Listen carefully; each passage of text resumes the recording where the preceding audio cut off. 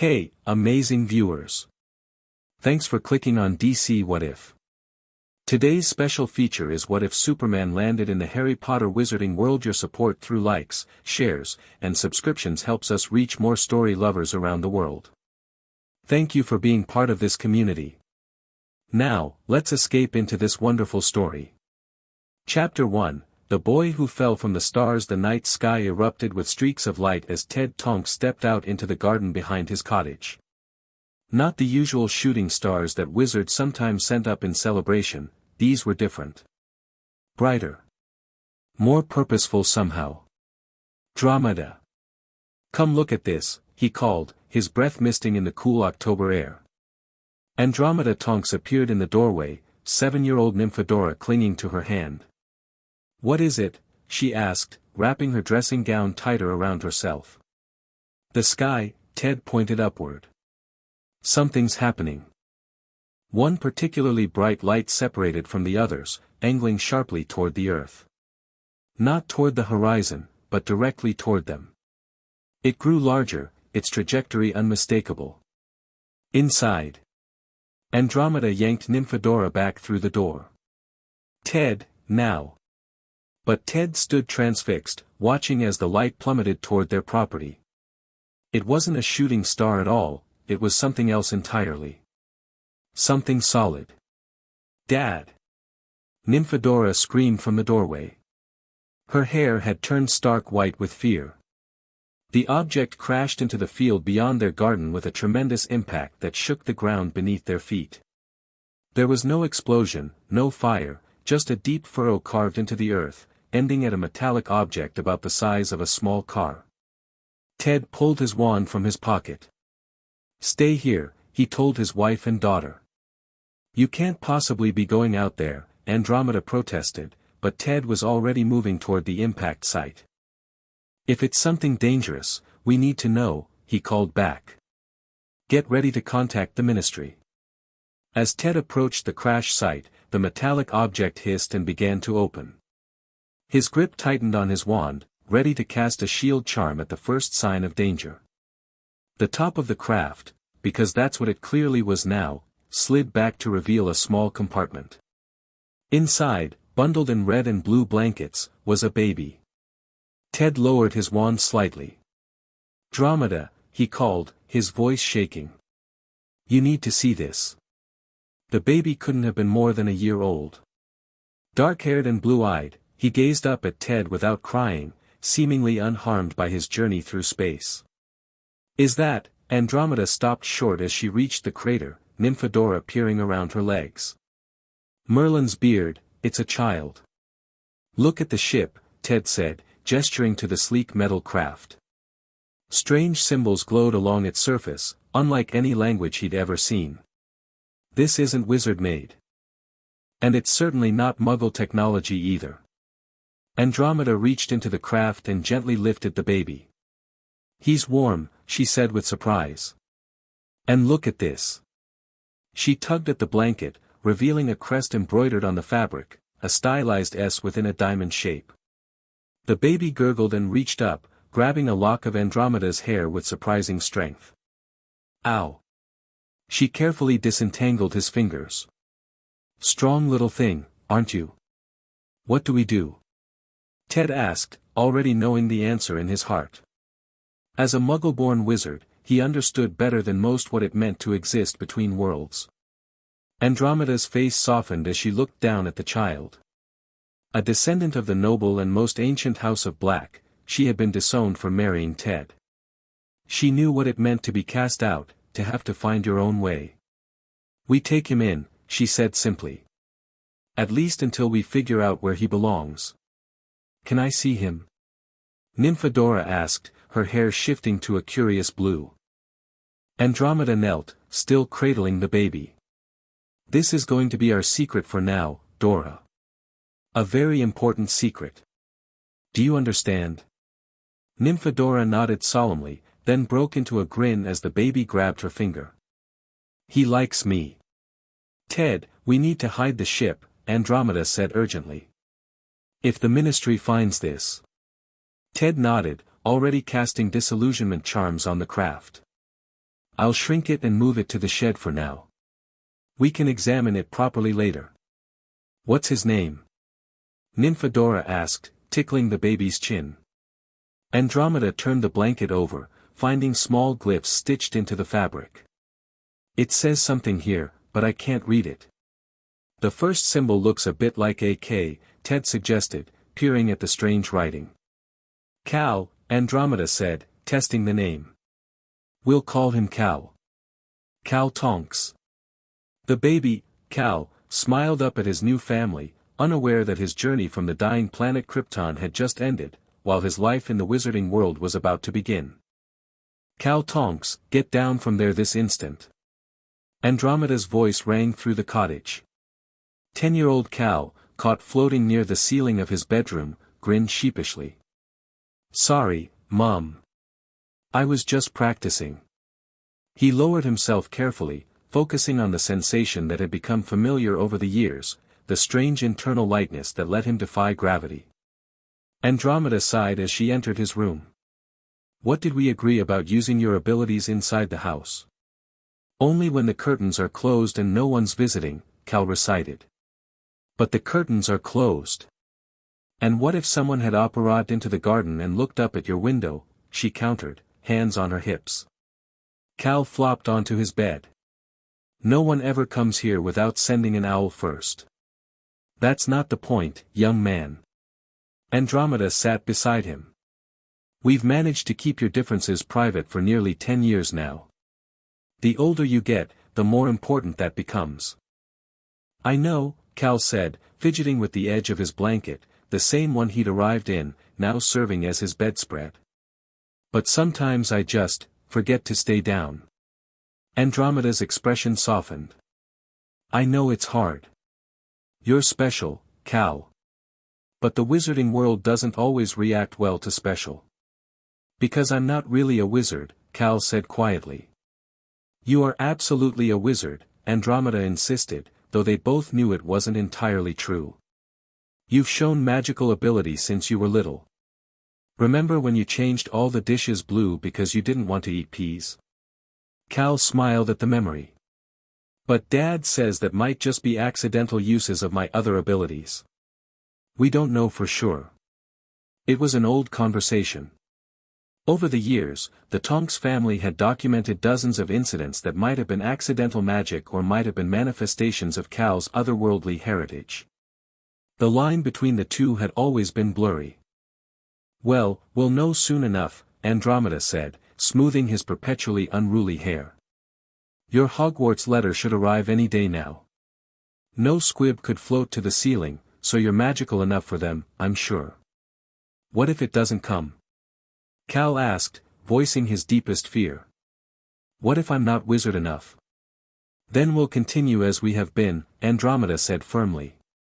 But I'd bet my best cauldron it will come. As if summoned by their conversation, a tapping sound came from the kitchen window downstairs. Is that, Cal began, jumping to his feet. Only one way to find out, Andromeda smiled. Cal raced downstairs, moving just a bit faster than any normal child should be able to. In the kitchen, a tawny owl perched on the windowsill, a letter clasped in its beak. Ted, home early from his job at Gringotts, was already letting the owl in. Just in time for the big day, he winked at Cal. With trembling hands, Cal took the envelope from the owl. Sure enough, written in emerald green ink was, Mr. K. Tonks, the Blue Bedroom, Tonks Cottage, Dorset. It came. It actually came. Cal whooped, jumping into the air and staying there a moment too long. Feet on the ground, mister, Ted reminded him gently. But yes, congratulations. Never doubted it for a second. Cal broke the seal and unfolded the parchment, reading aloud, Dear Mr. Tonks, we are pleased to inform you that you have been accepted at Hogwarts School of Witchcraft and Wizardry. His voice trailed off as he stared at the letter, eyes wide with wonder. He was going to Hogwarts. He was really, truly a wizard. I told you, Andromeda said, beaming with pride. Now, this changes things a bit. We need to prepare you for being around other magical children all the time. Ted nodded, his expression more serious now. You'll need to be extra careful about your abilities at school, Cal. No floating, no super speed, no displays of strength. I know, Cal said, though the reminder dampened his excitement slightly. But what about accidental magic? Everyone has that, right? Yes, but your accidental magic tends to be more dramatic than most, Andromeda said tactfully. Remember when you were 8 and that dog chased you? Cal winced at the memory. He'd been so frightened that he'd accidentally frozen the creature solid with his breath. Ted had quickly reversed the effect with a warming charm, but it had been a close call. I've gotten better at control, Cal protested. You have, Ted agreed. But Hogwarts will be challenging in new ways. You'll be under stress, learning new magic, dealing with other children who might not always be kind. And we won't be there to cover for you if something happens, Andromeda added. Cal clutched his letter tighter. I'll be careful. I promise. We know you will. Ted ruffled his son's hair. Now, who's up for a trip to Diagon Alley this weekend to get your school supplies? Cal's face lit up. Can we go to Quality Quidditch Supplies? Dora said they have the new CleanSweep 7 in stock. First years aren't allowed their own brooms, Andromeda reminded him. I know, but I just want to look, Cal said. Besides, it's not like I really need one. He waggled his eyebrows meaningfully. Ted laughed. Flying brooms are for wizards who can't do it themselves. But yes, we can look, after we get your wand. Cal's smile faltered slightly. They all knew that getting his wand might be complicated. Would a normal wand even work for someone who wasn't entirely human? It'll be fine, Andromeda said, reading his expression. Ollivander has a wand for everyone. Even space aliens. Cal whispered. Especially space aliens, Ted winked. I hear they're his specialty. The joke eased the tension, but as Cal reread his Hogwarts letter that night, tucked into bed beneath his Kryptonian blanket, he couldn't help wondering if he truly belonged in the wizarding world, or anywhere at all. The night before their trip to Diagon Alley, Cal crept down to the garden shed where his parents kept his spacecraft hidden. They'd long since removed the disillusionment charms within the shed itself, though the building remained heavily warded against intruders. Lumos, Cal whispered, his wand tip igniting.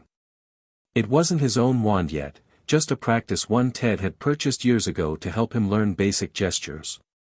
It worked, sort of, though magic often behaved unpredictably around him.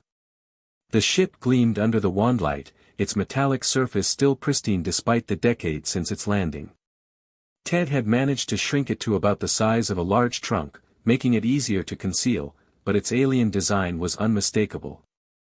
Cal ran his fingers over the symbols etched into the hull. Over the years, he and his parents had decoded bits and pieces of the Kryptonian language, enough to understand that his birth name was Kal-El, son of Jor-El and Lara of the House of El. But the ship's main systems remained dormant, revealing only fragments of information. I'm going to Hogwarts tomorrow, Cal told the ship softly. I'm going to be a proper wizard. He didn't know why he felt compelled to share this news with the inanimate object, but sometimes he sensed the ship was more than just metal and machinery, that it contained some essence of the world and family he'd lost. As if in response to his words, a panel on the ship suddenly illuminated, casting a blue glow that outshone his wand. Cal stepped back in surprise. Hello, he whispered. The light pulsed gently, and a small compartment slid open in the side of the craft, a compartment they'd never discovered despite years of examination.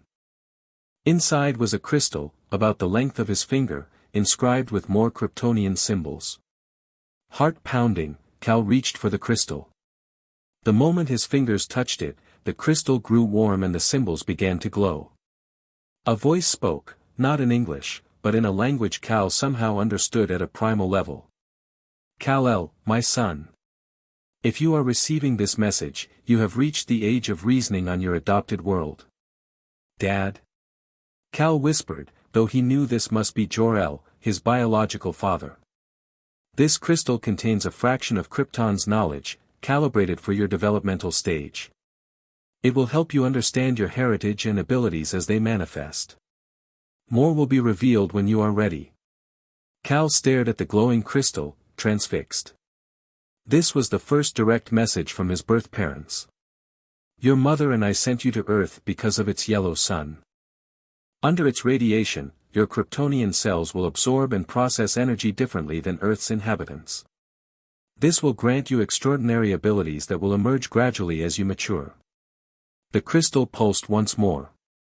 We wish we could be with you, my son.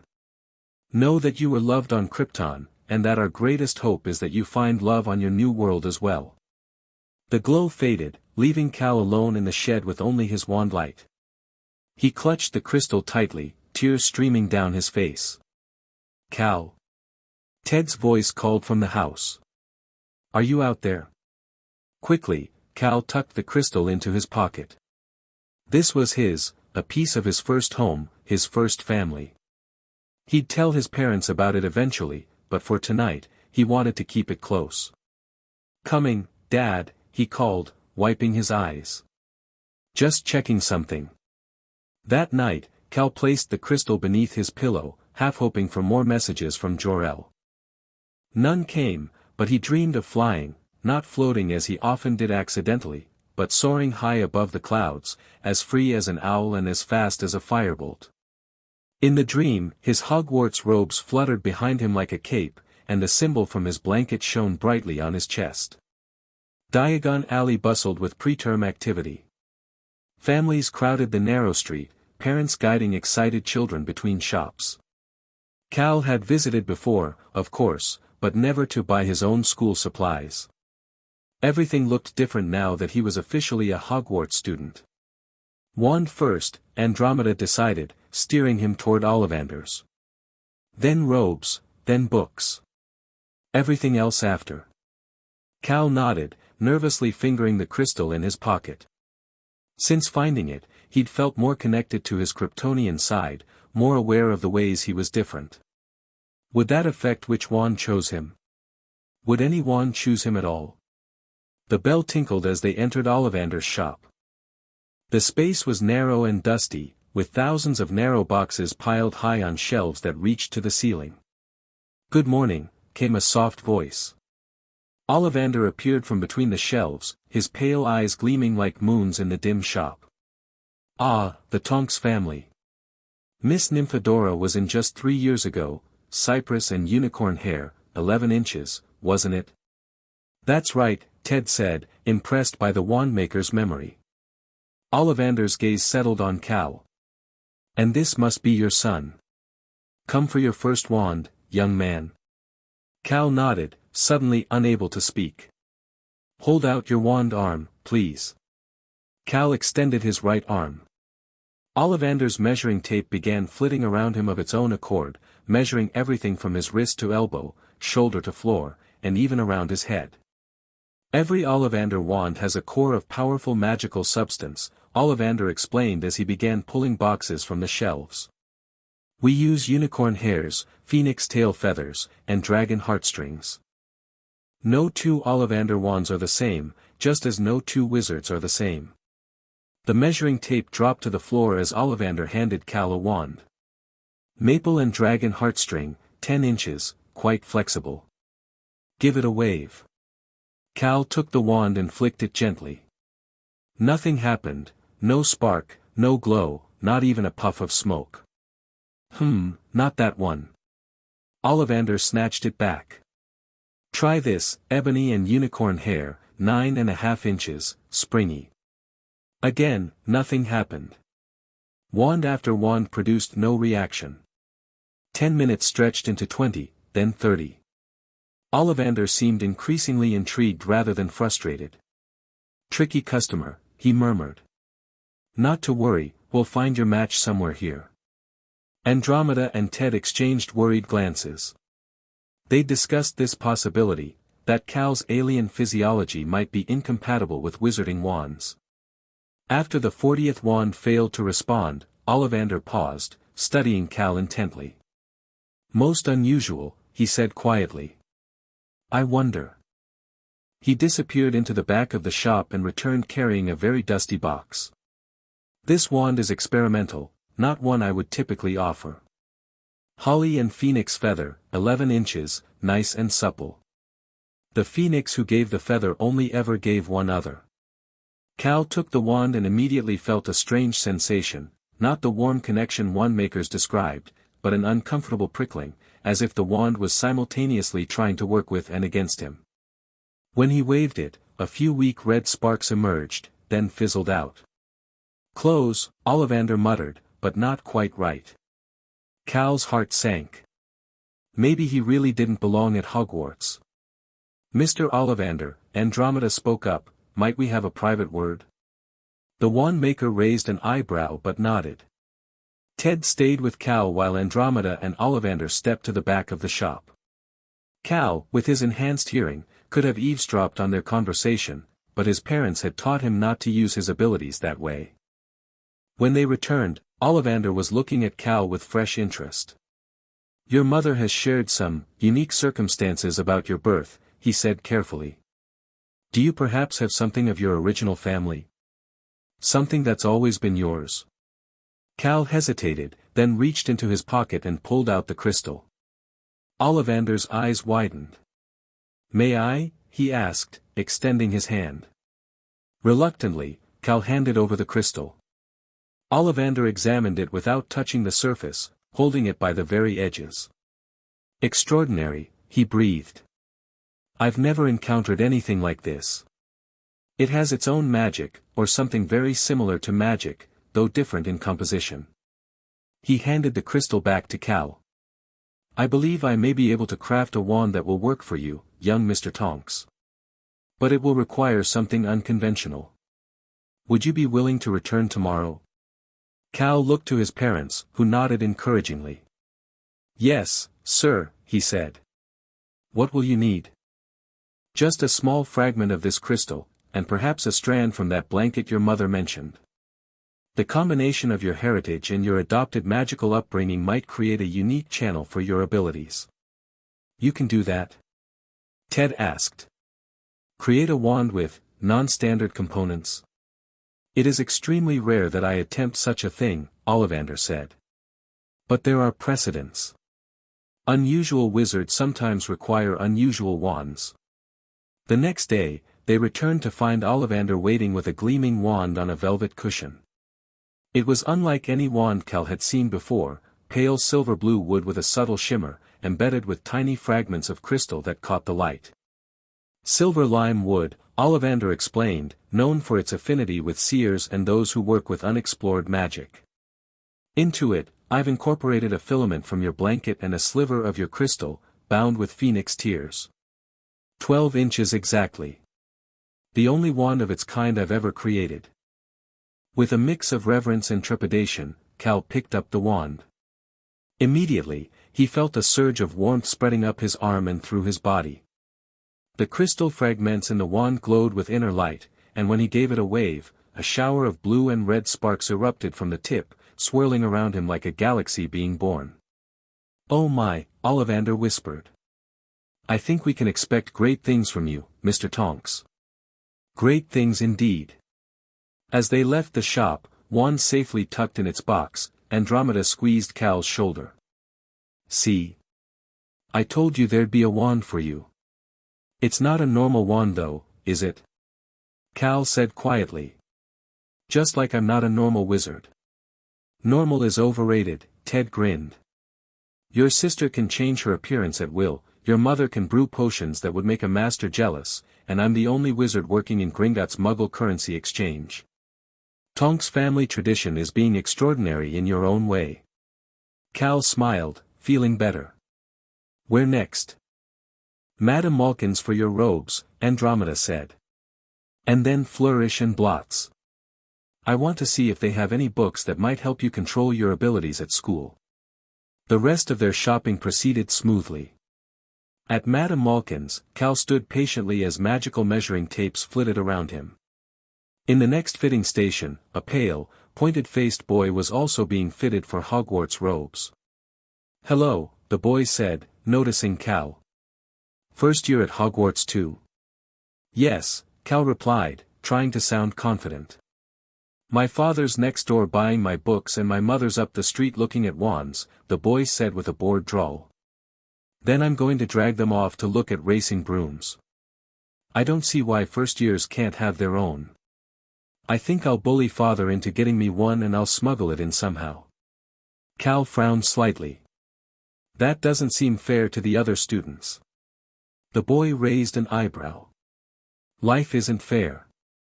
Some wizards are simply better than others.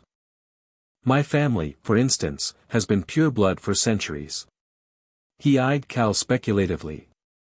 What's your surname? Tonks, Cal replied, lifting his chin slightly. The boy's expression flickered with recognition. Tonks? Related to that metamorphmagus girl in Hufflepuff? She's my sister, Cal said, a protective edge in his voice. The boy seemed to be reassessing Cal. I'm Malfoy. Draco Malfoy. I suppose we're distant cousins, in a way. Your mother was a black before she, well. Cal knew exactly what Draco meant. Before she married a Muggle-born and was disowned by her family. My mother is brilliant, Cal said firmly. And my father too. If you say so, Draco shrugged. What house do you think you'll be in? I know I'll be in Slytherin, all our family have been. Imagine being in Hufflepuff. I think I'd leave, wouldn't you? My sister's in Hufflepuff, Cal reminded him coolly. There's nothing wrong with any of the houses. Before Draco could respond, Madame Malkin announced that Cal's fitting was complete. See you at Hogwarts, I suppose, Draco said, with less enthusiasm than before. Outside the shop, Cal recounted the interaction to his parents. That would be Lucius Malfoy's son, Andromeda said with a slight frown. Narcissa's boy, my sister, she clarified for Cal. Be careful around that family. Lucius has opinions about bloodlines and what makes a proper wizard. I know all about the Malfoys, Cal assured her. Dora's told me stories. Their last stop was Flourish and Blots, where they purchased Cal's required textbooks plus a few extras, mind magics, occlumency for beginners, control and concentration, magical techniques, and understanding accidental magic. These might help with your unique situation, Ted explained quietly as they paid. Occlumency in particular could help you maintain mental barriers against revealing too much. As they were leaving the bookshop, a tall figure with a long silver beard stepped into their path.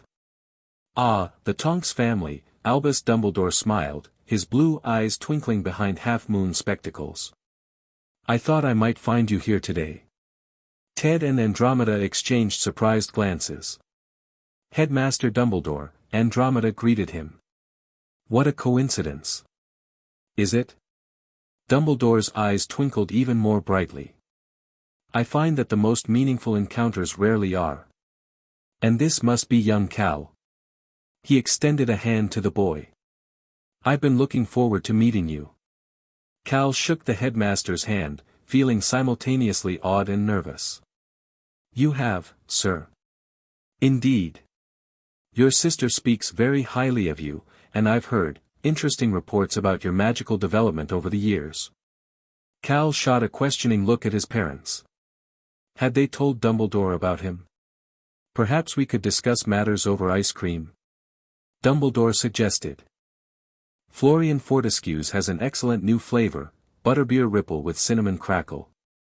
20 minutes later, they were seated at a table outside the ice cream parlor. Cal licked his cone. Dumbledore's recommendation had been delicious, while trying not to appear too anxious about whatever the headmaster wanted to discuss. I've been aware of your arrival for some time, Cal, Dumbledore said gently, wiping ice cream from his beard. Not the precise details, but enough to know you are rather unique among our students. You know I'm not. Cal glanced around to make sure no one was listening. Not entirely of this world. Dumbledore finished for him. Yes. Though I confess, the particulars remain a mystery to me. How did you know? Ted asked, leaning forward. The Ministry monitors magical outbursts, particularly those of unusual strength or character, Dumbledore explained. As Chief Warlock of the Wizengamot, I am privy to reports of such incidents. Young Cal's accidental magic has created quite a file over the years. I've taken the liberty of ensuring that file remains classified. Andromeda exhaled in relief. We've always worried that the Ministry might take too keen an interest in your son. A valid concern. Dumbledore nodded. Which is why I wish to speak with you before term begins. Hogwarts will present both opportunities and challenges for someone with Cal's abilities. I'll be careful, sir, Cal promised earnestly. I won't show off or use my powers. Admirable restraint, Dumbledore smiled. But I'm not suggesting you hide who you are entirely, merely that you exercise discretion. Hogwarts has a long history of extraordinary students finding their path.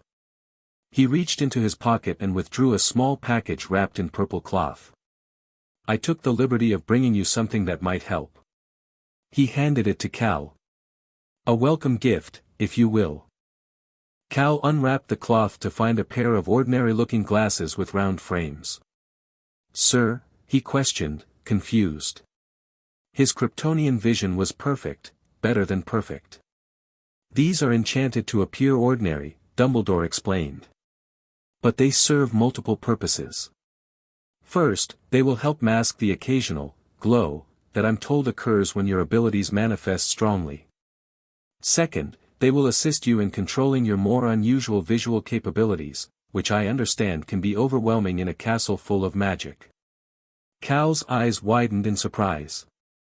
He had indeed struggled sometimes when his vision suddenly shifted, allowing him to see through walls or zoom in on distant objects. Third, Dumbledore continued, they provide a useful disguise. It's remarkable how a simple pair of spectacles can change one's appearance and others' perceptions. Thank you, sir, Cal said, genuinely touched by the thoughtful gift. He slipped the glasses on and was surprised to find they felt completely natural, as if made for him. They suit you, Andromeda observed. Dumbledore nodded in satisfaction. Now, there is one more matter. Your wand, I understand Ollivander crafted something special. Ted explained about the unique wand combining Kryptonian crystal with wizarding materials. Fascinating, Dumbledore murmured. I would be very interested to see how such a wand interacts with different types of magic. Perhaps we could arrange some private lessons during the term. Private lessons? With you, sir? Cal asked, amazed at the offer. When my schedule permits. I believe your unique perspective on magic could be quite illuminating. Dumbledore's expression became more serious. However, there is something else you should know. You may not be the only, unusually gifted student at Hogwarts this year. There are other aliens. Cal blurted out, then blushed at his outburst. Dumbledore chuckled. Not to my knowledge. But there are children with their own unique destinies and challenges. You may find you have more in common with your classmates than you expect. With that cryptic statement, Dumbledore rose to leave. I look forward to seeing you at the start of term feast, Cal. Until then, enjoy the remainder of your summer. And do try Ollivander's wand with a simple Lumos before you board the train, just to ensure everything is functioning properly. As Dumbledore walked away, Ted turned to Cal. Well, that was unexpected. Is it good or bad that he knows about me? Cal asked worriedly.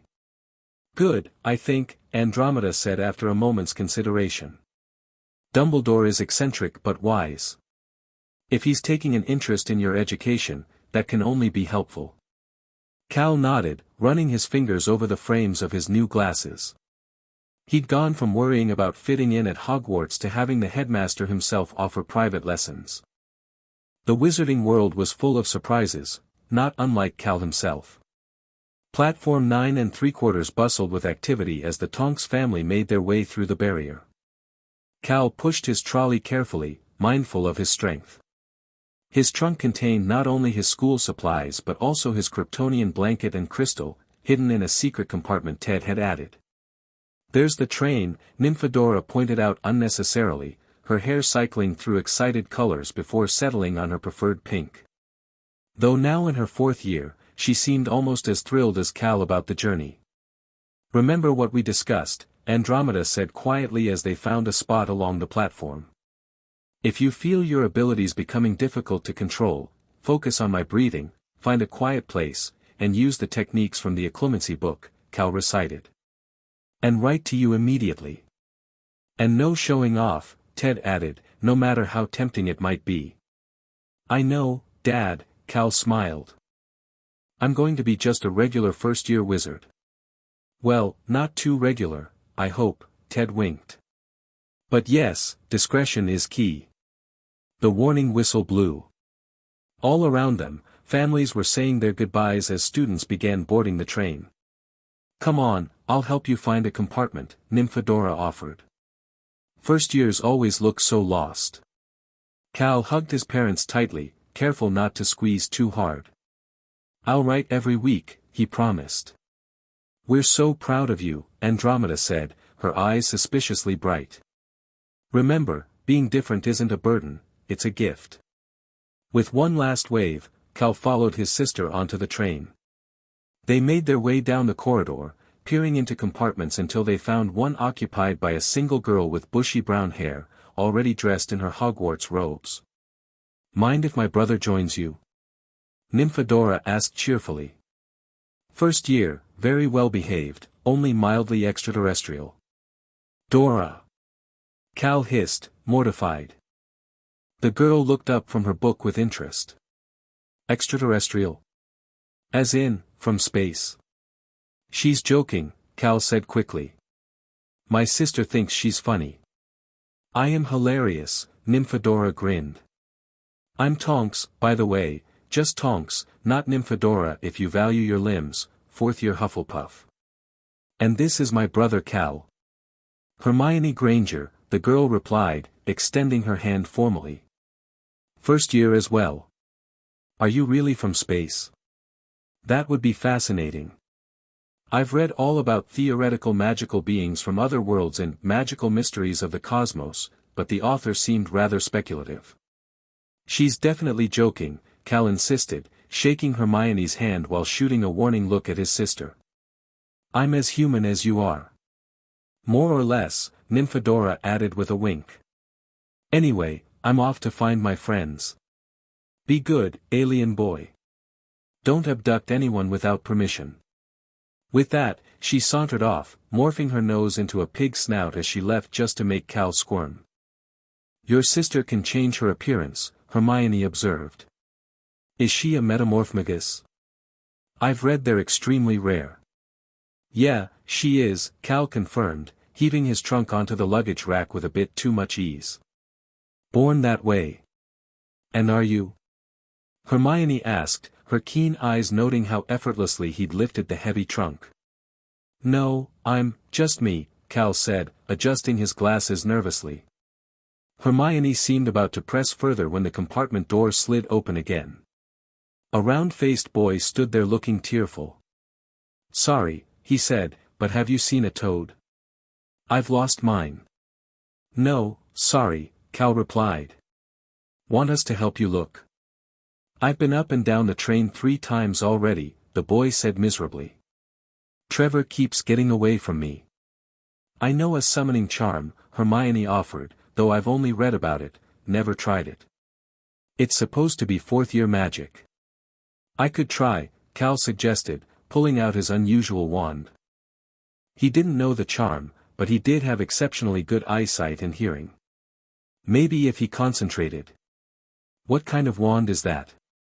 Hermione asked immediately, distracted by the gleaming silver-blue wood with embedded crystal fragments. Custom made, Cal said. I had compatibility issues with standard cores.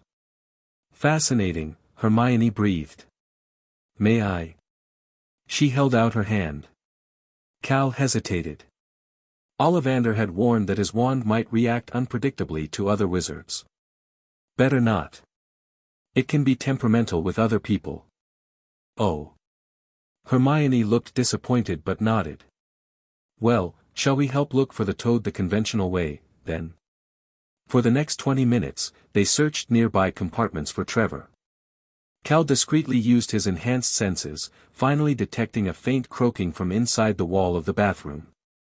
I think he might be stuck in the plumbing somehow, Cal told the toad's owner, who had introduced himself as Neville Longbottom. How could you possibly know that? Hermione asked skeptically. Cal shrugged. Good hearing. Let's check the bathroom. Sure enough, after some investigation, they discovered Trevor had somehow wedged himself behind a sink. Neville was overjoyed at the recovery. Thanks, he said gratefully. Gran would have killed me if I'd lost him on the first day. As they returned to their compartment, Hermione gave Cal a speculative look. That was impressive. You heard a toad croaking through a wall. Lucky guess, Cal deflected, sliding the compartment door shut behind them. So, what house are you hoping for?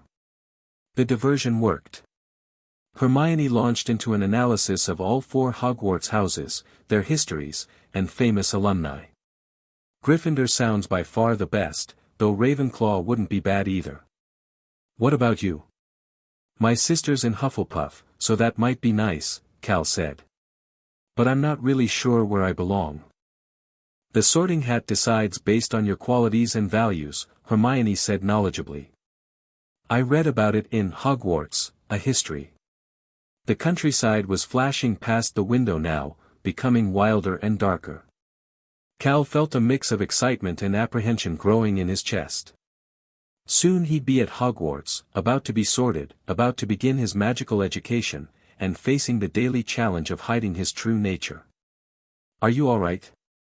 Hermione asked, noticing his expression. You look worried.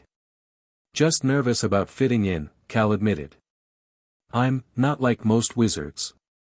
I understand that, Hermione said with surprising empathy. I'm Muggle-born.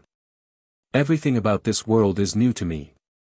When I got my letter, I read every book I could find about Wizarding Society, but reading isn't the same as belonging.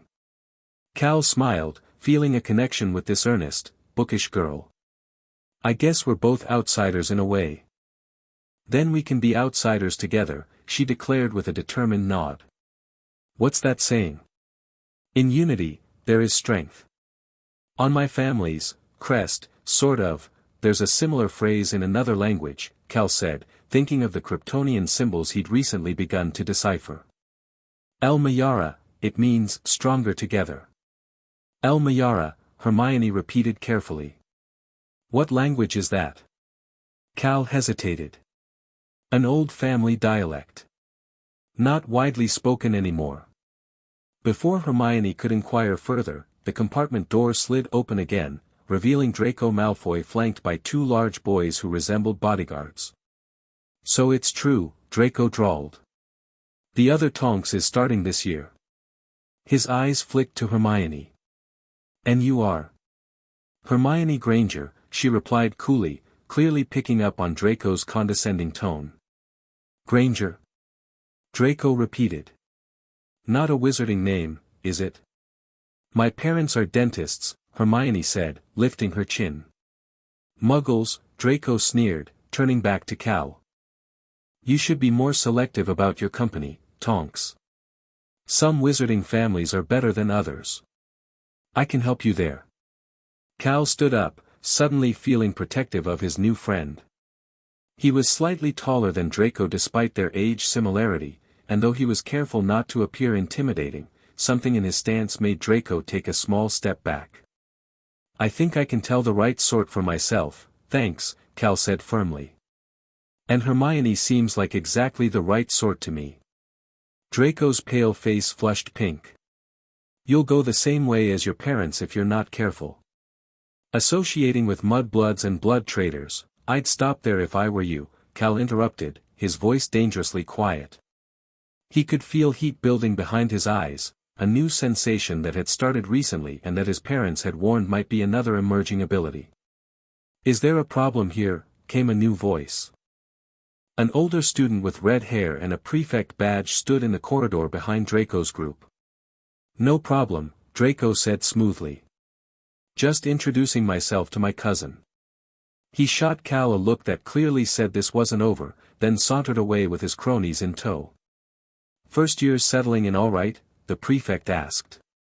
Yes, thank you, Hermione replied primly. After the prefect left, Hermione turned to Cal with a curious expression. He called you his cousin. Distant relation, Cal explained uncomfortably. My mother was born into the Black family before she was disowned for marrying my dad. Apparently that makes Malfoy and me some kind of cousins, though we'd never met before Diagon Alley. And what was that word he used? Mud something? Cal frowned. It's a really foul name for someone with Muggle parents. It's not a term decent people use. Oh, Hermione said in a small voice. Then, more resolutely, well, I don't care what people like him think. I'm going to be the best witch in our year regardless of my parentage. I believe you, Cal smiled. And for what it's worth, I think your parents sound a lot nicer than his. The train continued its journey north as darkness fell completely. When the announcement came that they would reach Hogwarts in 5 minutes, Cal changed into his robes, carefully tucking his Kryptonian crystal into an inner pocket. He'd taken to carrying it everywhere since discovering it. You never explained why your sister called you extraterrestrial, Hermione remarked as they prepared to disembark. Family joke. Something like that, Cal replied evasively, adjusting his glasses. She likes to tease me about being different. Different how? Hermione persisted. Before Cal could formulate a safe answer, the train began to slow. Students filled the corridor, pushing toward the exits. Cal and Hermione found themselves swept along with the crowd onto a tiny, dark platform. Furs years. Furs years over here, boomed a giant of a man holding a lamp. Come on, follow me, any more Furs years? That must be Hagrid, Cal said, recognizing the gamekeeper from Nymphadora's descriptions. We go to the castle by boat, apparently. They followed Hagrid down a steep, narrow path to the edge of a great black lake. There, a fleet of small boats awaited them. Cal and Hermione climbed into one with Neville and another girl. Everyone in, shouted Hagrid from his own boat. Right then, forward. The fleet of boats moved off at once, gliding across the smooth, dark water. Everyone was silent, staring up at the vast castle that towered over them, its windows sparkling in the starry sky. Cal gazed up at Hogwarts in wonder. For a moment, all his worries about fitting in, about controlling his abilities, about balancing his Kryptonian and wizarding identities faded away. He was just an 11-year-old wizard, about to begin the greatest adventure of his life. It's beautiful, Hermione whispered beside him. Yeah, Cal agreed. It really is. As their boat approached the cliff on which the castle stood, Cal felt a strange sensation, a subtle vibration through his entire body, as if the castle itself was reaching out to him, recognizing something in him that resonated with its ancient magic. Whatever challenges lay ahead, he knew one thing for certain: Hogwarts would change his life forever. And maybe, just maybe, he would change Hogwarts too. The first years crowded into the entrance hall, a magnificent space with flaming torches, a marble staircase, and a ceiling so high it was lost in shadow. Professor McGonagall, a tall witch with emerald green robes and a stern face, explained the sorting ceremony and the house system before leading them into the Great Hall. Cal had heard about the Great Hall from Nymphadora, but no description could capture its splendor. Thousands of candles floated in midair over 4 long tables where the rest of the students sat. The ceiling, enchanted to look like the night sky, glittered with stars. At the top of the hall was the high table where the teachers sat, including Dumbledore at the center in a large gold chair. Cal spotted Nymphadora at the Hufflepuff table. She gave him an encouraging thumbs up and mouthed, "No floating." He rolled his eyes but appreciated the reminder. His nervousness was making it harder to stay grounded, literally and figuratively.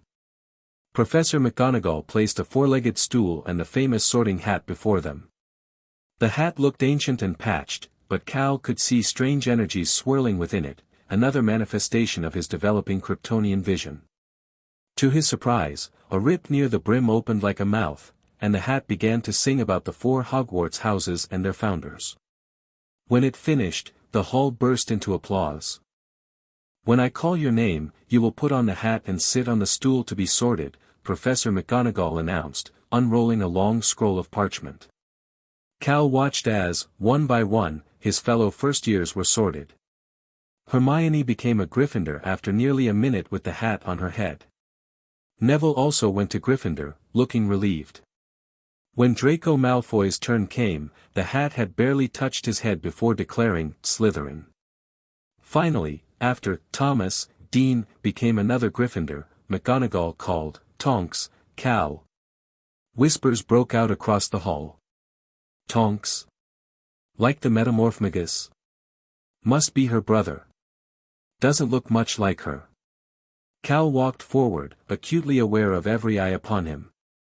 He sat on the stool, and McGonagall placed the hat on his head. It fell over his eyes, plunging him into darkness. "Well, well, well," said a small voice in his ear. "What have we here? Not exactly what you appear to be, are you, Mr. Tonks? Or should I say, Kal-El of Krypton?" Cal tensed. The hat could see inside his mind. "Don't worry," the hat continued. "Your secrets are safe with me. I've sorted many unusual students in my time, though I must say, none quite like you before.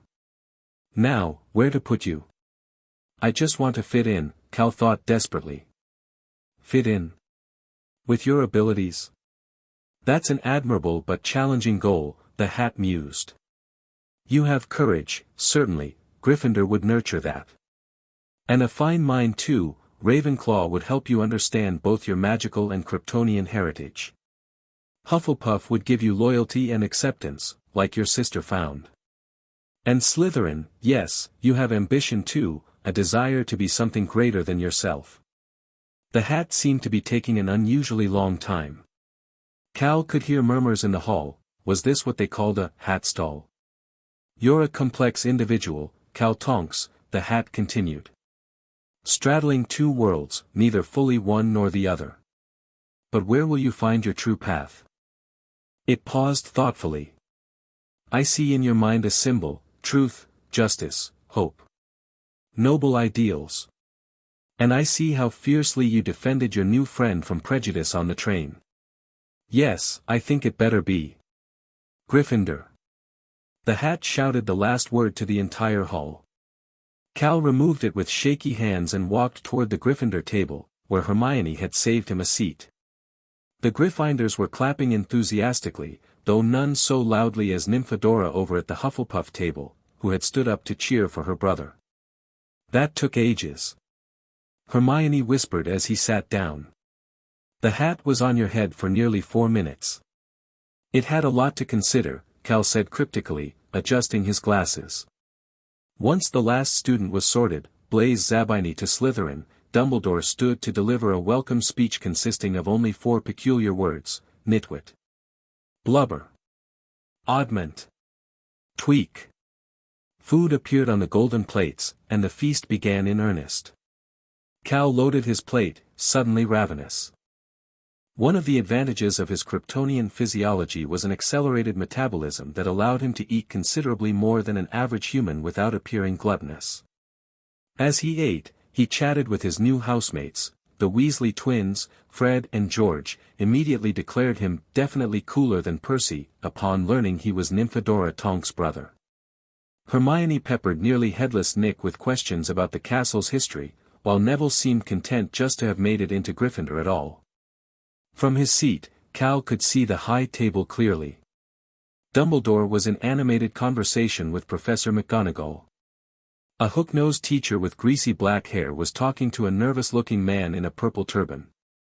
As if sensing Cal's gaze, Dumbledore looked directly at him and gave a small, knowing nod. When the feast ended, Dumbledore gave a few start-of-term notices about the Forbidden Forest, a banned corridor on the 3rd floor, and other rules.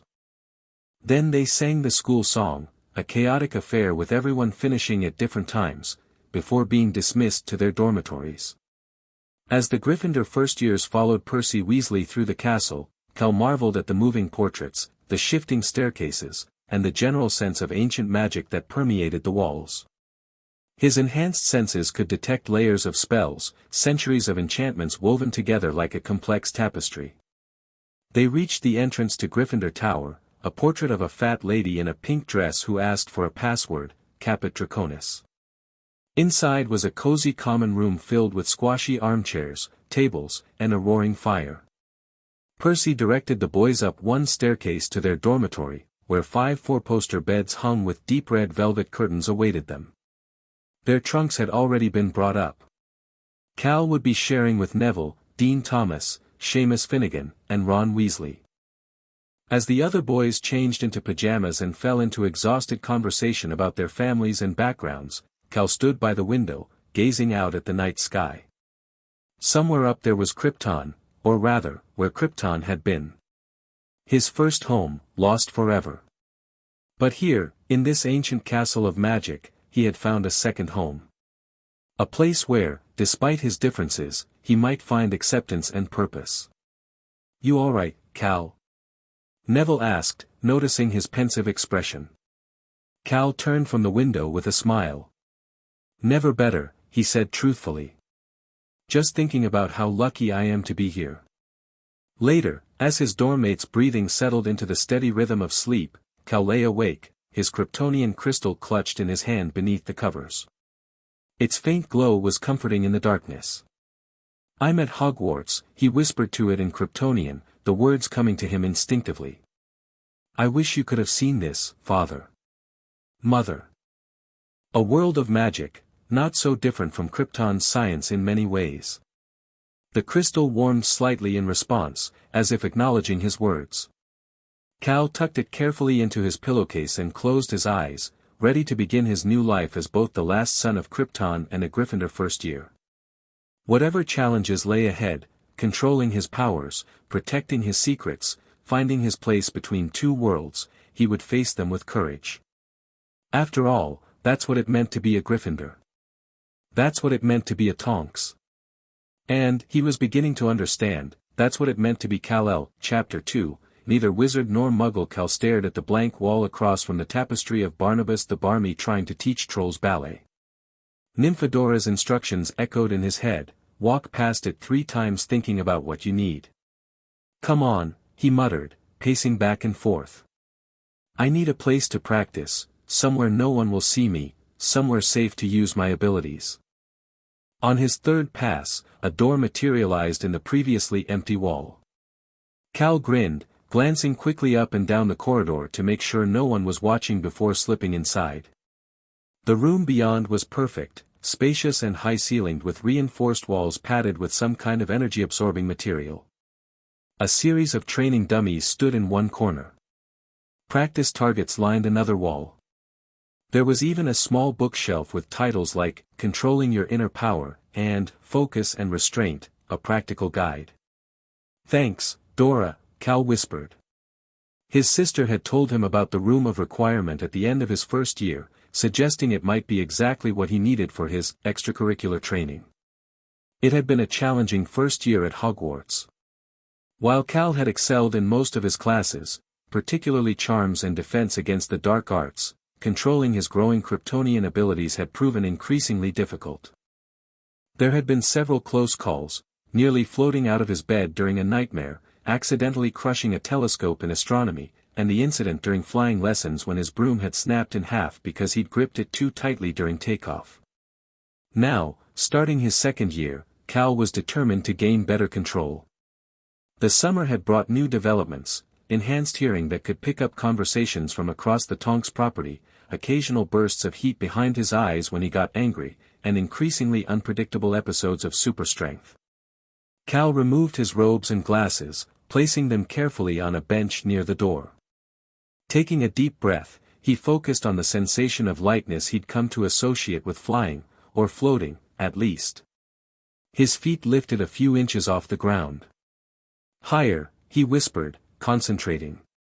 He rose smoothly to hover about 6 feet in the air. This part was getting easier. The real challenge was precision, being able to move in any direction while airborne. Cal leaned forward slightly, willing himself to drift toward the far wall. His progress was wobbly but deliberate. For the next hour, Cal practiced floating, controlled descent, and even a few tentative aerial maneuvers. By the time he landed for a rest, he was grinning despite his exhaustion. This was progress. Next, he turned his attention to the training dummies. Controlling his strength was arguably more important than mastering flight. One wrong move could seriously injure a classmate. Start light, he reminded himself, approaching the first dummy. He tapped it with what he hoped was normal human strength. The dummy swayed slightly. Good. Cal increased the force incrementally with each tap, carefully gauging the effect. When he reached about what he estimated to be the upper limit of normal human strength, he made a mental note of how it felt. Then he pushed just a bit harder. The dummy flew across the room and smashed into the far wall. Damn it, Cal muttered. The gap between normal strength and super strength was still frustratingly narrow. He was retrieving the damaged dummy when the door to the room of requirements suddenly opened. Hermione Granger stood in the doorway, her eyes wide with shock. For a long moment, they stared at each other, Cal hovering a few inches off the ground as he carried the broken dummy, Hermione clutching a book to her chest like a shield. "You're floating," she said finally. Cal dropped both to the floor, the dummy and himself. "I can explain," he began, though he had no idea how. Hermione stepped into the room, letting the door close behind her. "Your sister wasn't joking on the train last year, was she? When she called you extraterrestrial?" Cal sighed, running a hand through his hair. Of all the people who might have discovered his secret, at least it was Hermione, brilliant, logical, and already his closest friend at Hogwarts. "How did you find me?" he asked instead of answering. "I followed you," Hermione admitted. "You've been disappearing every Tuesday and Thursday morning before breakfast for 2 weeks. I was worried you were in some kind of trouble." She gestured around the room. "This wasn't here yesterday. I checked. It's called the Room of Requirement. It becomes whatever you need it to be." Hermione's academic curiosity momentarily overrode her shock. "That's incredible magic. Is it in Hogwarts, a history? I don't remember reading about it. Dora says it's not in any book. The room likes to keep itself secret." Cal picked up his glasses and put them back on, a nervous habit when he felt exposed. "Look, about what you saw. Are you really an alien?" Hermione asked bluntly. Cal nodded, seeing no point in denial. "Yes." "From where? How did you get here? Are there others like you? Can all your species fly? Do you have other abilities? Is that why you needed a custom wand? Does Dumbledore know?" The questions tumbled out of Hermione in typical fashion. Cal couldn't help smiling despite the seriousness of the situation. "That's a lot to answer," he said. "Short version, I'm from a planet called Krypton. I arrived as a baby in a spacecraft. As far as I know, I'm the last of my kind. My abilities have been developing as I get older: strength, speed, flight, enhanced senses. And yes, that's why I needed a special wand. Ollivander used a sliver from my spacecraft. And Dumbledore? He knows something, though maybe not everything. He gave me these glasses to help control some of my visual powers and hide when my eyes do things." Hermione approached him cautiously, as if he might vanish or explode. "May I?" she asked, reaching toward his glasses. Cal nodded, and she gently removed them, studying his eyes with scientific interest. "They look human," she observed. "They are. I mean, they're my eyes. I just look like a human, outwardly, at least." He took the glasses back. "My adopted parents found me when my ship crashed in their field. They've kept my origins secret all these years, even from the Ministry." "And your sister knows?" "She was 7 when I arrived. Too young to keep a secret like that, so they included her from the beginning. She's been amazing about it, treats me like I'm just her annoying little brother who happens to be able to bench press a car. Hermione sat down on the bench, processing everything. So when you found Trevor on the train last year, I could hear him croaking through the wall. And when you carried those books for me in the library, they weren't actually heavy for me. And during flying lessons when your broom broke, I gripped it too hard because I was nervous. Hermione's analytical mind was clearly connecting dozens of small incidents from their first year. It all makes sense now, she murmured. Then, looking up sharply, wait, you said, last of your kind. What happened to your planet? Your birth family? Cal's expression darkened. Krypton was destroyed. I don't know all the details yet, but from what I've pieced together from the messages in my ship, there was some kind of cataclysm. My biological parents put me in the spacecraft and sent me to Earth just before the planet exploded. That's horrible, Hermione said softly. I'm so sorry, Cal. Her sincere empathy brought a lump to his throat. Thanks. The Tonks are my real family now, but sometimes I wonder about Krypton, what it was like, what I might have become if I'd grown up there. Hermione was quiet for a moment, then stood up with newfound determination. Well, this explains why you've been so secretive about studying advanced spells. You're not trying to get ahead in classes, you're trying to find magical ways to control your abilities. Pretty much, Cal admitted. Some of my powers interact weirdly with magic. Like, I can cast a normal Lumos, but if I get excited or stressed, it becomes blindingly bright. And my Wingardium Leviosa tends to send things shooting to the ceiling because I overpower it. Fascinating, Hermione breathed. The intersection of extraterrestrial biology and magical energy. Her eyes lit up with the familiar gleam of academic challenge. We need to approach this systematically. Document which abilities are developing, how they manifest, what triggers them, and test various magical techniques for control. Cal stared at her. We. Of course, we, Hermione said as if it were obvious. You need help, and this is literally the most interesting research project imaginable. Unless. Her confidence faltered slightly. Unless you don't want my help. No. I mean, yes, I want your help, Cal said quickly. I just thought, after finding out I've been lying to you, you weren't lying, Hermione interrupted. You were protecting yourself. There's a difference. She gave him a small smile. Besides, it's not every day you discover your best friend is from another planet. Rather puts my being Muggle-born in perspective, doesn't it? Relief flooded through Cal.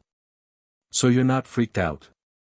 Oh, I'm completely freaked out, Hermione assured him. But in the most scientifically exciting way possible. She picked up one of the books from the shelf. Now, shall we get started? We've got about 40 minutes before breakfast. Cal grinned, feeling lighter than he had in months. Having a friend who knew his secret, who accepted him completely despite his alien origins, was like releasing a breath he hadn't realized he'd been holding. Where do we begin? He asked. First, a proper inventory of your abilities, Hermione said, conjuring parchment and a quill with a flick of her wand.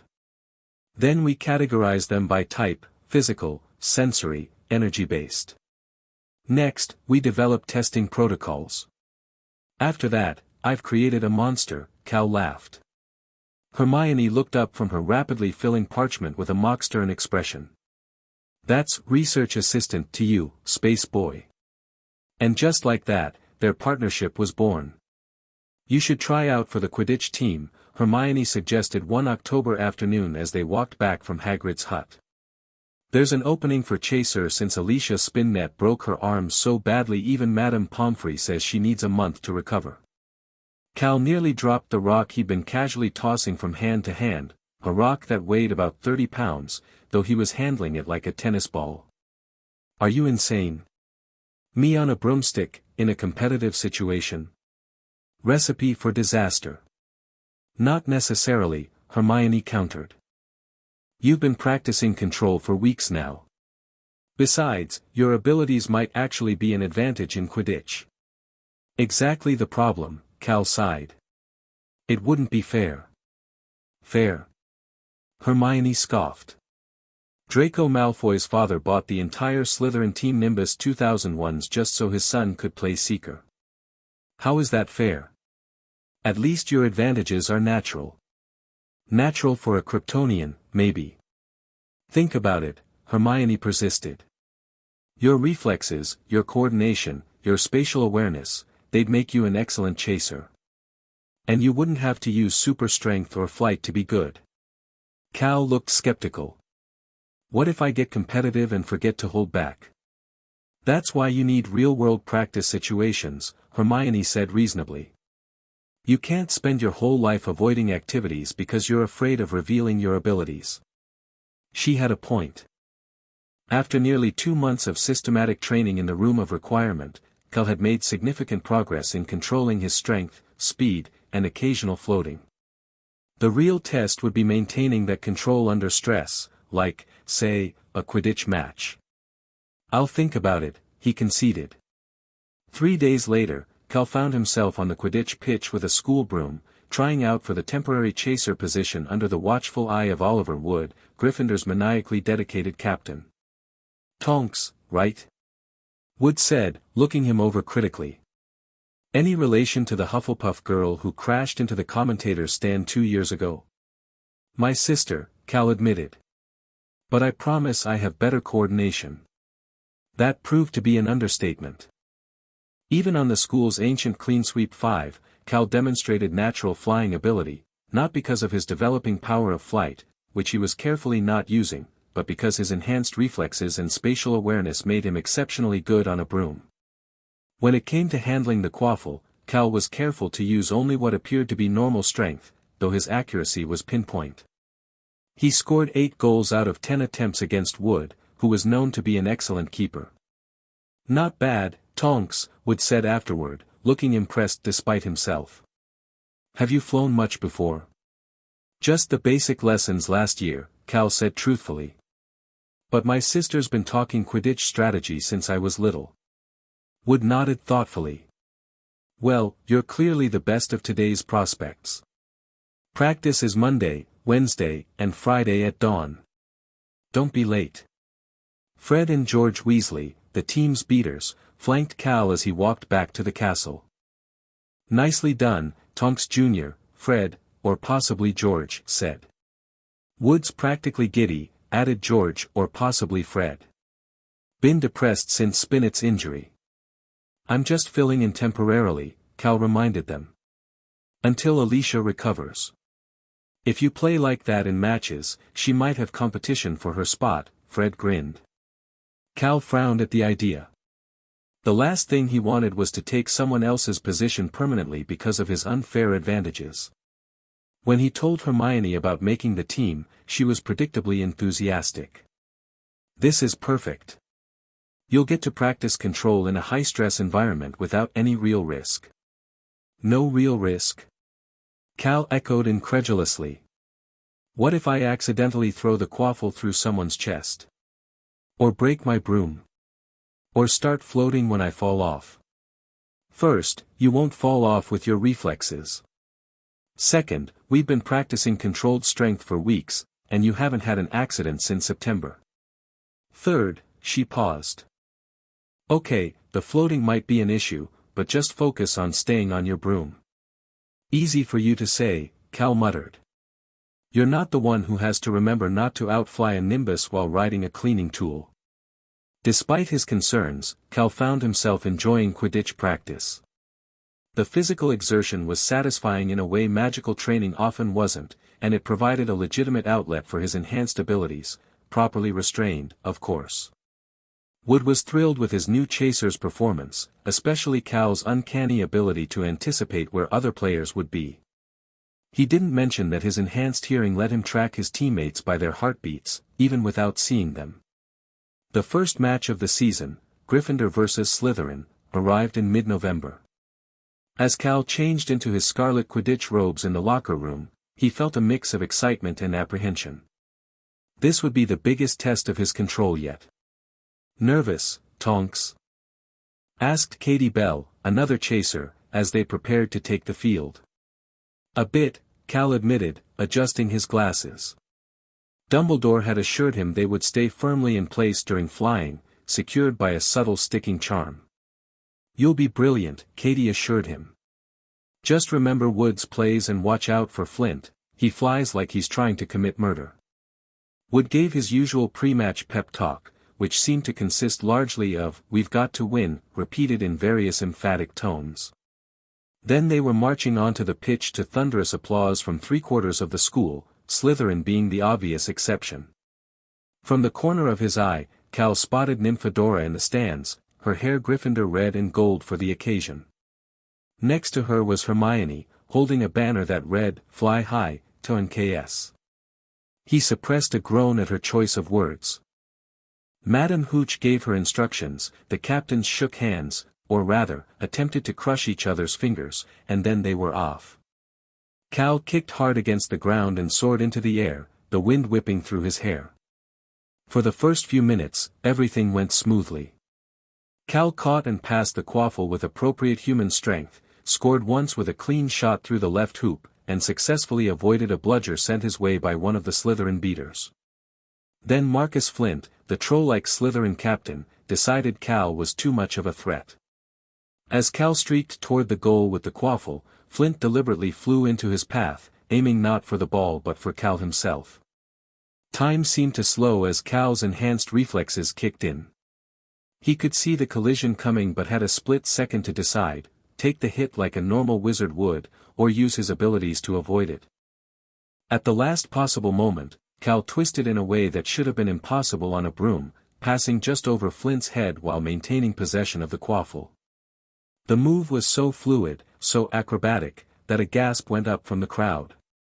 "Did you see that?" Lee Jordan's voice boomed through the commentary. "Tonks just pulled off a perfect sloth grip roll without even using his hands. That's professional level flying from Gryffindor's substitute chaser." Cal winced internally. So much for not drawing attention.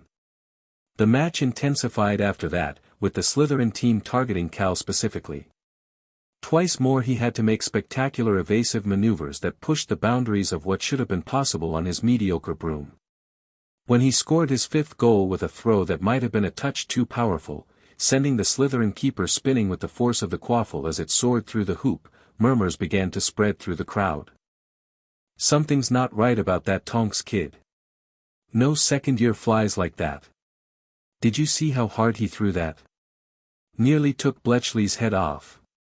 Draco Malfoy, playing his first match as Slytherin Seeker, flew past Cal with a suspicious look. "What are you playing at, Tonks?" he hissed. "No one moves like that on a clean sweep 5. Before Cal could respond, a bludger came hurtling toward them.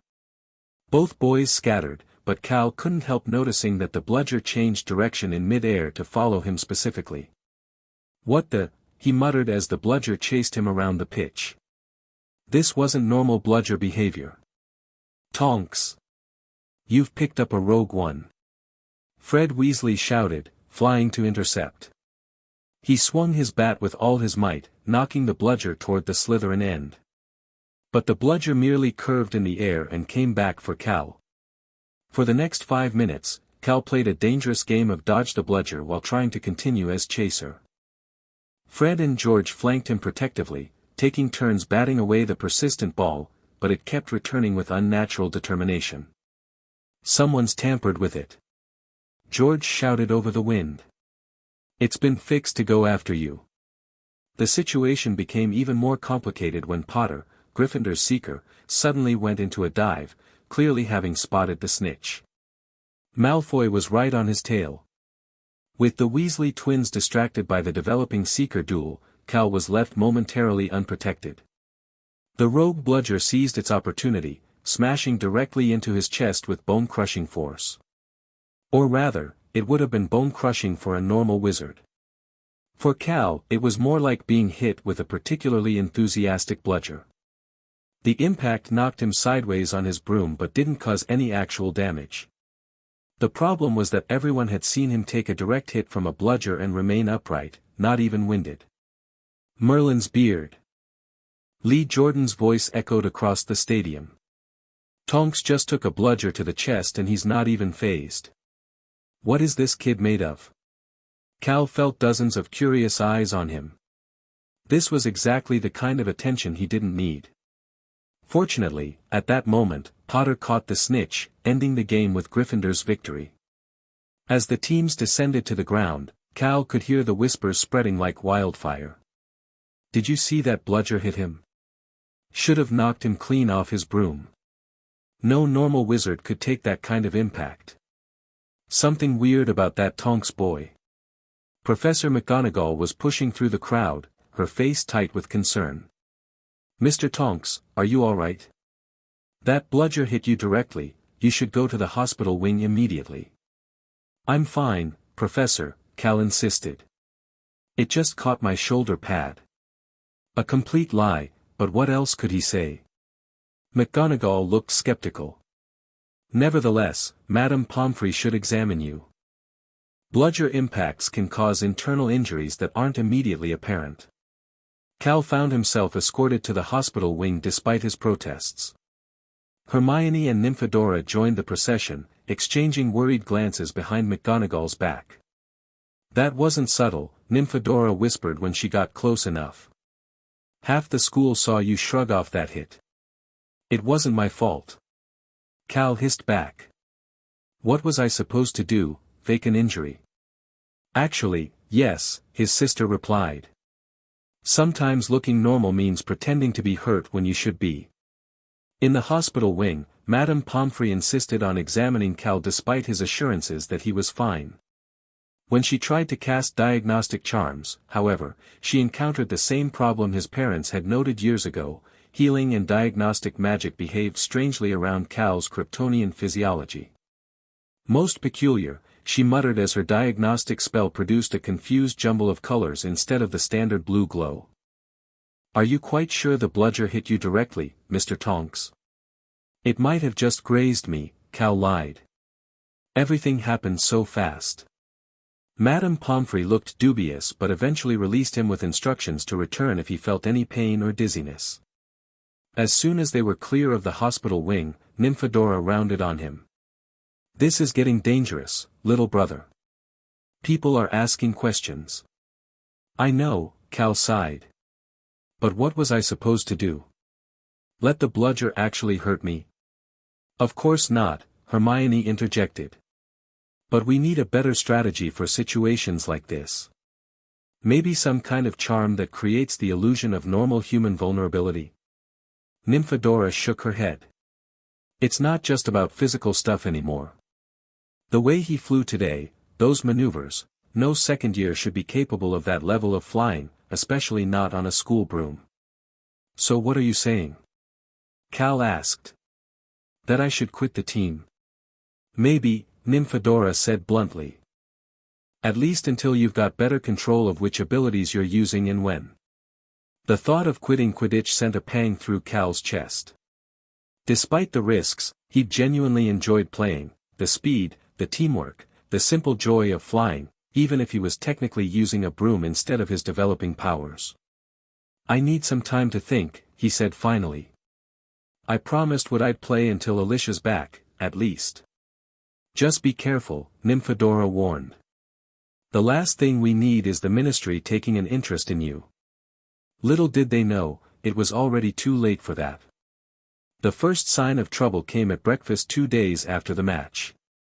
As the owl post arrived, a sleek eagle owl landed in front of Cal, bearing an official-looking envelope with a purple wax seal. That's a Ministry seal, Hermione whispered, leaning over to see. With a sense of foreboding, Cal broke the seal and unfolded the parchment. Department for the Regulation and Control of Magical Creatures being Division. Dear Mr. Tonks, it has come to our attention that you may possess certain physiological traits unusual among the wizarding population. In accordance with Ministry classification protocols, we request your presence for an assessment interview during the upcoming winter holidays. Please present yourself at the Being Division offices on December 23 at 10 a.m. A parent or guardian should accompany you, as you are a minor. This is a routine classification inquiry and not cause for concern. Yours sincerely, Walden McNair. Committee for the Disposal of Dangerous Creatures. Cal felt the blood drain from his face. Classification interview, he croaked. Committee for the Disposal of Dangerous Creatures. Hermione snatched the letter from his trembling hands and read it quickly. This is outrageous. You're not a creature, you're a person. Let me see that, came Nymfodora's voice as she appeared behind them, having wandered over from the Hufflepuff table. She scanned the letter, her hair cycling through alarmed reds and oranges. Merlin's saga left, she caught herself, glancing at the younger students. This is bad. Really bad. We need to tell Mum and Dad right away. What does it mean? Cal asked, though he had a sinking feeling he already knew. Nymfadora lowered her voice. The Ministry classifies magical beings into categories: beings, beasts, spirits, and so on. Normally they only bother with non-human magical entities like centaurs, goblins, or mere people. But I'm not, Cal began, then stopped. Technically, he wasn't human, even if he appeared to be. Exactly, Nymfadora nodded grimly. Someone at the Ministry has noticed you're different enough to warrant investigation. And McNair. She made a face. He's not known for his progressive views on non-human rights. This is insane, Hermione protested. They can't possibly classify Cal as some kind of creature just because he's Kryptonian. He's a student at Hogwarts. Being a student doesn't automatically grant you personhood status in the wizarding world, Nymfadora explained. Remember how centaurs are classified as beasts even though they're clearly intelligent beings. It's all politics and prejudice. Cal stared at the letter, a cold dread settling in his stomach. What happens at a classification interview? They ask questions, run magical tests, sometimes request demonstrations of abilities, Nymfadora said. But I don't think we should comply without legal representation. Dad knows some people at the Ministry, magical beings' rights advocates. The rest of the day passed in an anxious blur for Cal. He went through the motions in his classes, but his mind kept returning to the Ministry letter. Would they try to restrict his magic? Register him like a dangerous animal? Worse. That evening, an emergency family meeting was called via the Floo network. Cal, Nymfadora, and Hermione, who insisted on being involved, gathered in Professor McGonagall's office, where a special connection had been arranged to the Tonks' living room. This is exactly what we've always feared, Andromeda said, her face grave in the green flames. Someone noticing Cal's differences and reporting them to the Ministry. Can they actually classify him as a non-being? Hermione asked. He's clearly a person with full cognitive abilities, magical talent, and moral agency. Ted shook his head sadly. The wizarding world's classification system isn't based on rational criteria, Hermione. It's steeped in centuries of prejudice and politics. What are our options? Cal asked quietly. We've already contacted Elphia's Doge, Ted replied. He's an old friend of Dumbledore's and something of an expert on magical being law. He's agreed to represent us at the hearing. Hearing? Cal repeated. The letter called it an interview. Andromeda's expression hardened. Make no mistake, Cal. This is a legal proceeding that could have serious consequences for your rights and status in the wizarding world. There's something else you should know, Nymfadora interjected. I've been asking around discreetly, and rumor has it that Lucius Malfoy has taken a sudden interest in the Being Division. Given his history with the Muggleborn Registration Commission proposal last year. Ted's face darkened. That can't be coincidence. Lucius has always harbored resentment toward Andromeda for marrying me. Using Cal to strike at our family would be exactly his style. But why now? Hermione wondered. Cal's been at Hogwarts for over a year. The Quidditch match, Cal realized. When I took that bludger hit without flinching. And those flying maneuvers. Draco would have reported everything to his father, Andromeda nodded. And Lucius has the minister's ear. So what do we do? Cal asked, trying to keep the fear from his voice. "We prepare," Ted said firmly. "We gather evidence of your personhood and right to be treated as a being with full legal status. We document your academic achievements, your contributions to Hogwarts, testimony from teachers and friends. And we keep your specific origins vague," Andromeda added. "The less they know about Krypton and your spacecraft, the better. Speaking of which," Ted continued, "we've moved your ship to a more secure location. If the Ministry decides to investigate our property, they won't find it." The meeting continued for another hour, discussing strategies and contingencies. By the end, Cal felt marginally better, but the knot of anxiety in his stomach remained. As they left McGonagall's office, Hermione squeezed his hand reassuringly. "We'll figure this out, Cal. I'll research every being classification precedent in wizarding history if I have to." "Thanks," he said, grateful beyond words for her support. Over the next few weeks leading up to the Christmas holidays, Cal tried to maintain a normal routine, but it wasn't easy.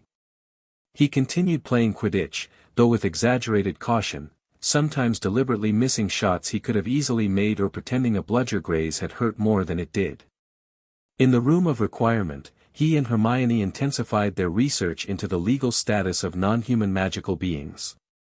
The room, sensing their needs, began providing relevant books and legal texts that weren't available in the main library.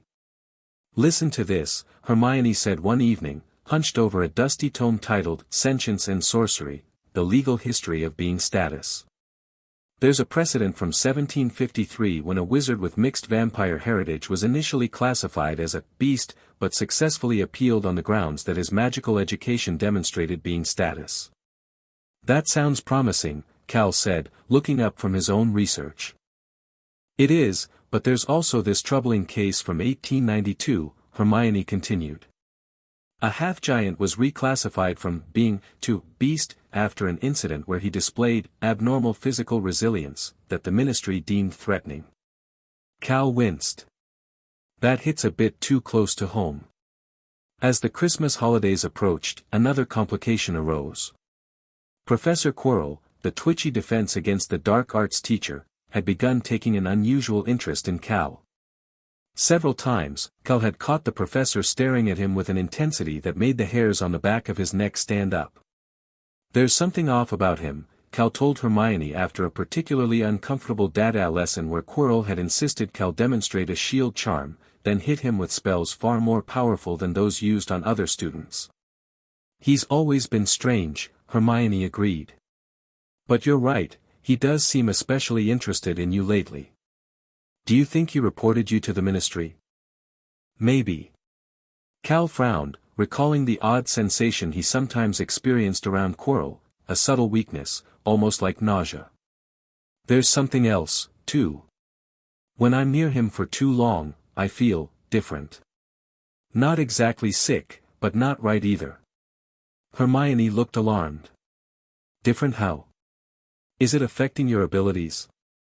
"Not obviously," Cal said. "Just a general sense of, I don't know, like my energy is being drained somehow. It's hard to explain." They added this mysterious reaction to their growing list of research topics, though it took lower priority than the impending Ministry hearing. The day before students were due to leave for Christmas break, Cal received a note from Dumbledore requesting his presence in the headmaster's office. Feeling apprehensive, he gave the password, Acid Pops, to the Gargoyle Guardian and ascended the spiral staircase. "Ah, Cal. Thank you for coming," Dumbledore said warmly as he entered. "Please, have a seat. Would you care for a sherbet lemon?" Cal declined the candy but sat in the offered chair.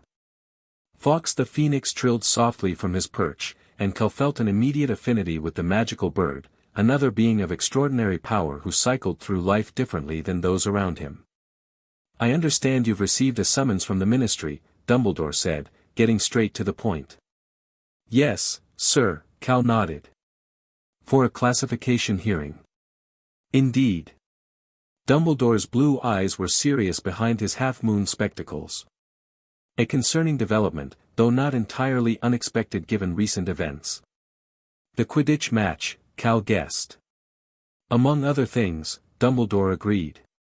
Your unique abilities have not gone unnoticed, I'm afraid. Particularly by those who are already predisposed to fear what they do not understand. Like Lucius Malfoy. A slight smile crossed Dumbledore's face. You are perceptive. Yes, Mr. Malfoy has taken a particular interest in your case. Though I suspect his interest goes beyond simple prejudice against those he deems not fully human. Cal leaned forward. What do you mean, sir? I believe Mr. Malfoy may have heard rumors about your method of arrival on Earth. About certain technology that accompanied you. A chill ran down Cal's spine. My ship? How could he know about that? The wizarding world is full of whispers, Cal.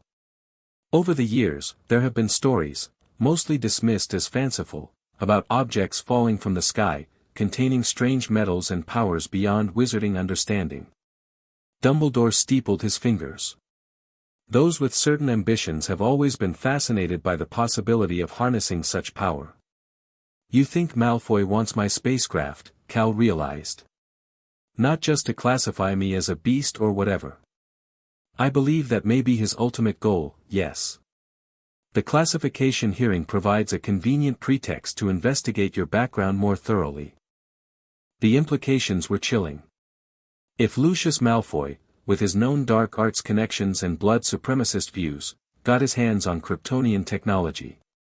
Sir, what should I do? Cal asked, trying to keep his voice steady. For the hearing itself, I understand you already have legal representation arranged, Dumbledore said. Elphia's Doge is an excellent choice. I will also be attending, both as your headmaster and as chief warlock of the Wizengamot. Cal felt a rush of relief. Having Dumbledore on his side would surely help. However, Dumbledore continued, there is another matter I wish to discuss with you. During the holiday break, I believe it would be wise to more thoroughly examine your spacecraft and any artifacts it contains. If there is technology that could be dangerous in the wrong hands, we should understand it better. My parents moved the ship to a safe location, Cal said.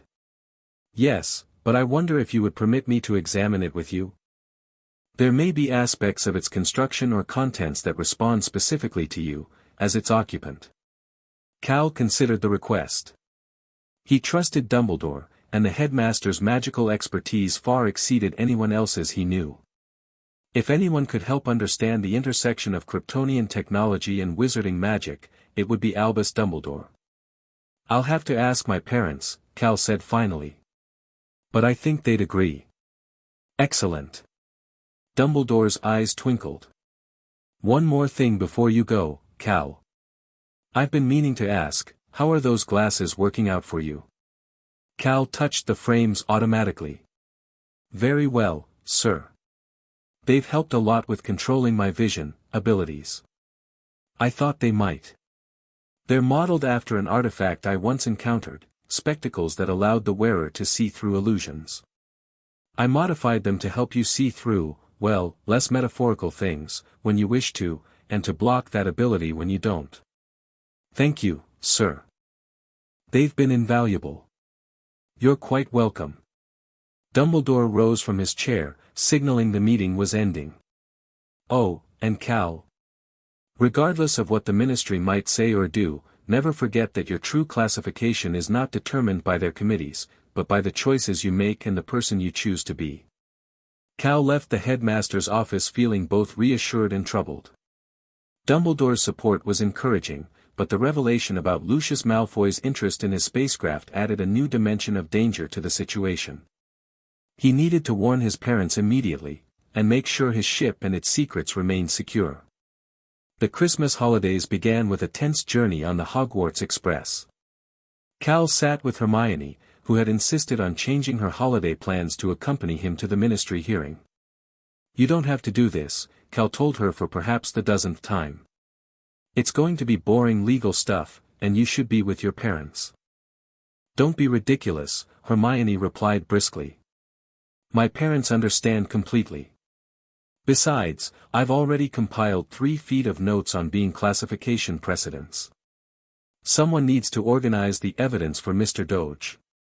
Cal smiled gratefully. In the months since discovering his secret, Hermione had become not just his research partner but his strongest advocate.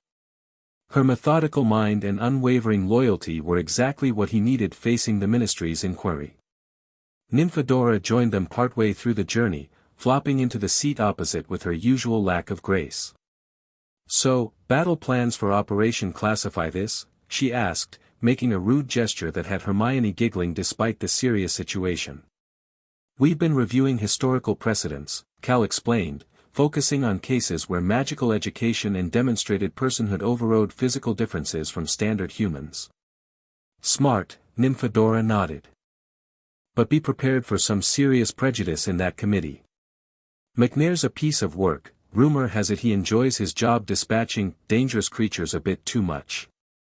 "That's revolting," Hermione frowned. "That's the Ministry for you," Nymphadora shrugged. "Not all departments, mind you.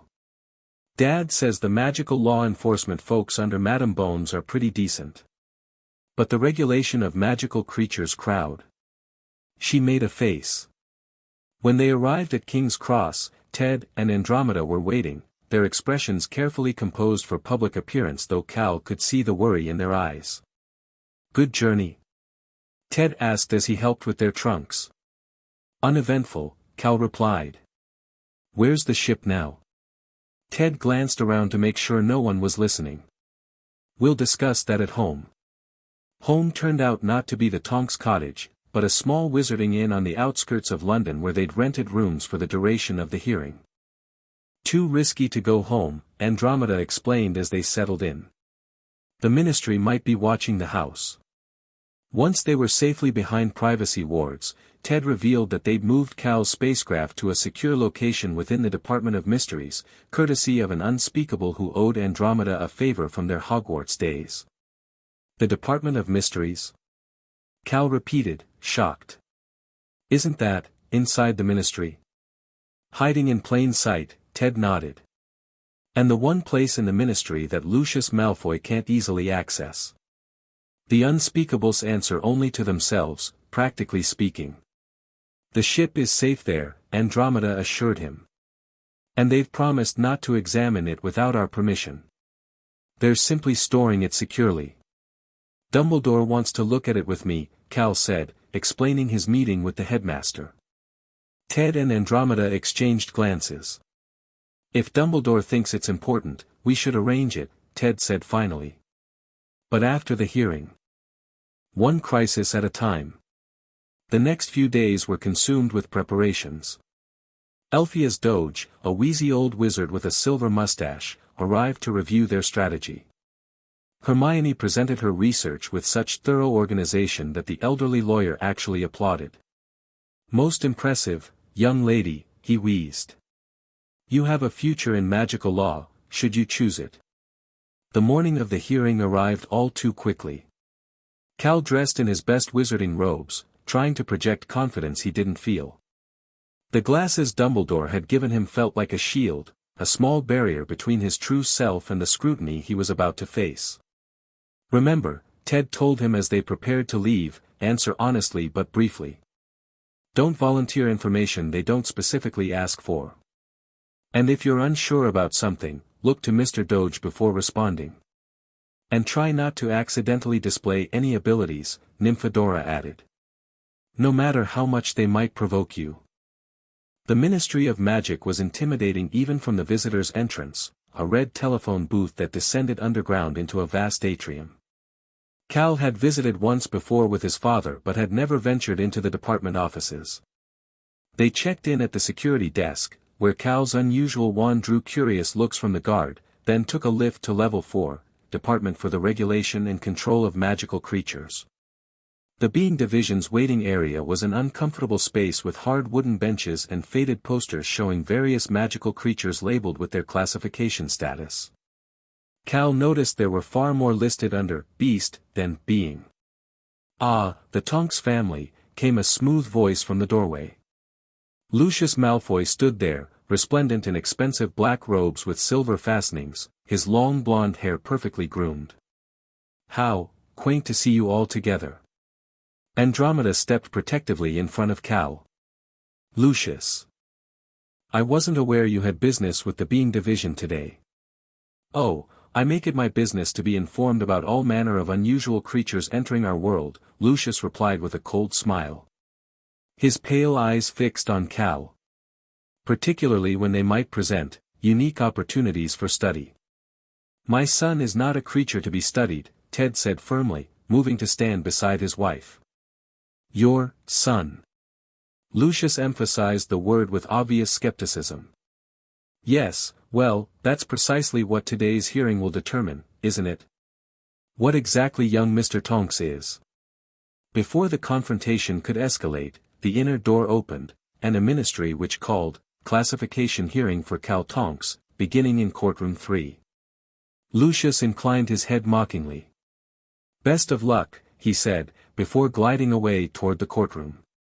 What's he doing here? Cal whispered to his father. Observing, Ted replied grimly. And possibly influencing the committee. Lucius has many friends in the ministry. Courtroom 3 was smaller than Cal had imagined, more like a conference room with a raised dais at one end where the 5-member classification committee sat. A single chair faced them, clearly meant for Cal. To his relief, Dumbledore was already present, seated on a side bench in his capacity as Chief Warlock. The headmaster gave Cal an encouraging nod. Classification hearing of December 23, examining the status of one Cal Tonks, resident of Dorset, currently enrolled at Hogwarts School of Witchcraft and Wizardry, announced the committee chairman, a portly wizard with an impressive mustache. Interrogators, Horatio Perkins, head of the Being Division, Walden McNair, Committee for the Disposal of Dangerous Creatures, Dolores Umbridge, Senior Undersecretary to the Minister, Griselda Marchbanks, Wizarding Examinations Authority, and Tiberius Ogden, Wisingamot Elder. Cal recognized McNair immediately, a brutish-looking man with a thin mustache and cold eyes that regarded him like a specimen. Beside him, Umbridge was a short, toad-like woman wearing a fluffy pink cardigan that contrasted bizarrely with her wide, flabby face. Please be seated, Perkins instructed Cal. As Cal took the chair, he noticed with alarm that metal restraints were attached to the armrests, though they remained inactive for now. His family, Hermione, and Mr. Doge were directed to seats behind him. For the record, continued Perkins, please state your full name and place of residence. Cal Tonks, of Tonks Cottage, Dorset, Cal replied, trying to keep his voice steady. And your date of birth? This was their first potential trap. Cal had been found as an infant, his exact birth date unknown. May 17, 1980, he answered, giving the date his parents had assigned him based on his estimated age when they found him. Mr. Tonks, McNair leaned forward, it has come to the ministry's attention that you possess certain, unusual physiological traits. Specifically, enhanced strength, speed, and resistance to injury that exceeds normal human or wizarding capabilities. Is this correct? Before Cal could answer, Elphias Doge rose to his feet. If I may, before my client responds, I would like to establish the legal framework for this inquiry. Under Section 12 of the Being Classification Act of 1811, to be classified as a being rather than a beast, the subject must demonstrate intelligence, self-awareness, and the capacity for rational thought and moral agency. My client is a student in good standing at Hogwarts School, which already establishes these criteria. Yes, Umbridge interrupted with a girlish, high-pitched voice that made Cal's sensitive hearing wince. But we are not here to determine whether your client thinks, Mr. Doge. We are here to determine what he is. I fail to see the distinction, Doge replied coolly. The law clearly states, the law, Umbridge cut in again, provides the ministry with broad authority to classify magical entities for the protection of wizarding society. Now, she turned her gaze to Cal, please answer Mr. McNair's question, dear. Cal glanced at Doge, who gave a subtle nod. I do have some enhanced physical abilities, he admitted.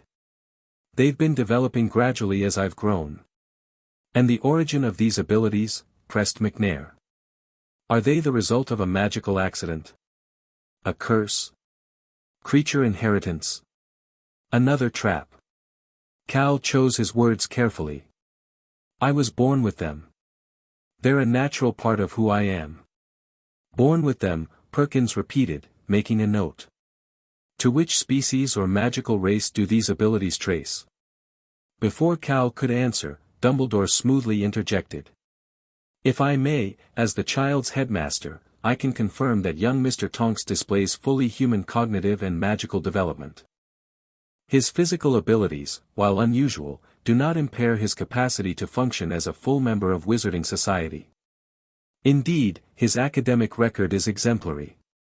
With respect, Chief Warlock, Umbridge simpered, we are not questioning the boy's academic performance. We are attempting to properly classify a being with clearly non-human traits. I'm a wizard, Cal stated firmly. I can perform magic with a wand. I attend Hogwarts.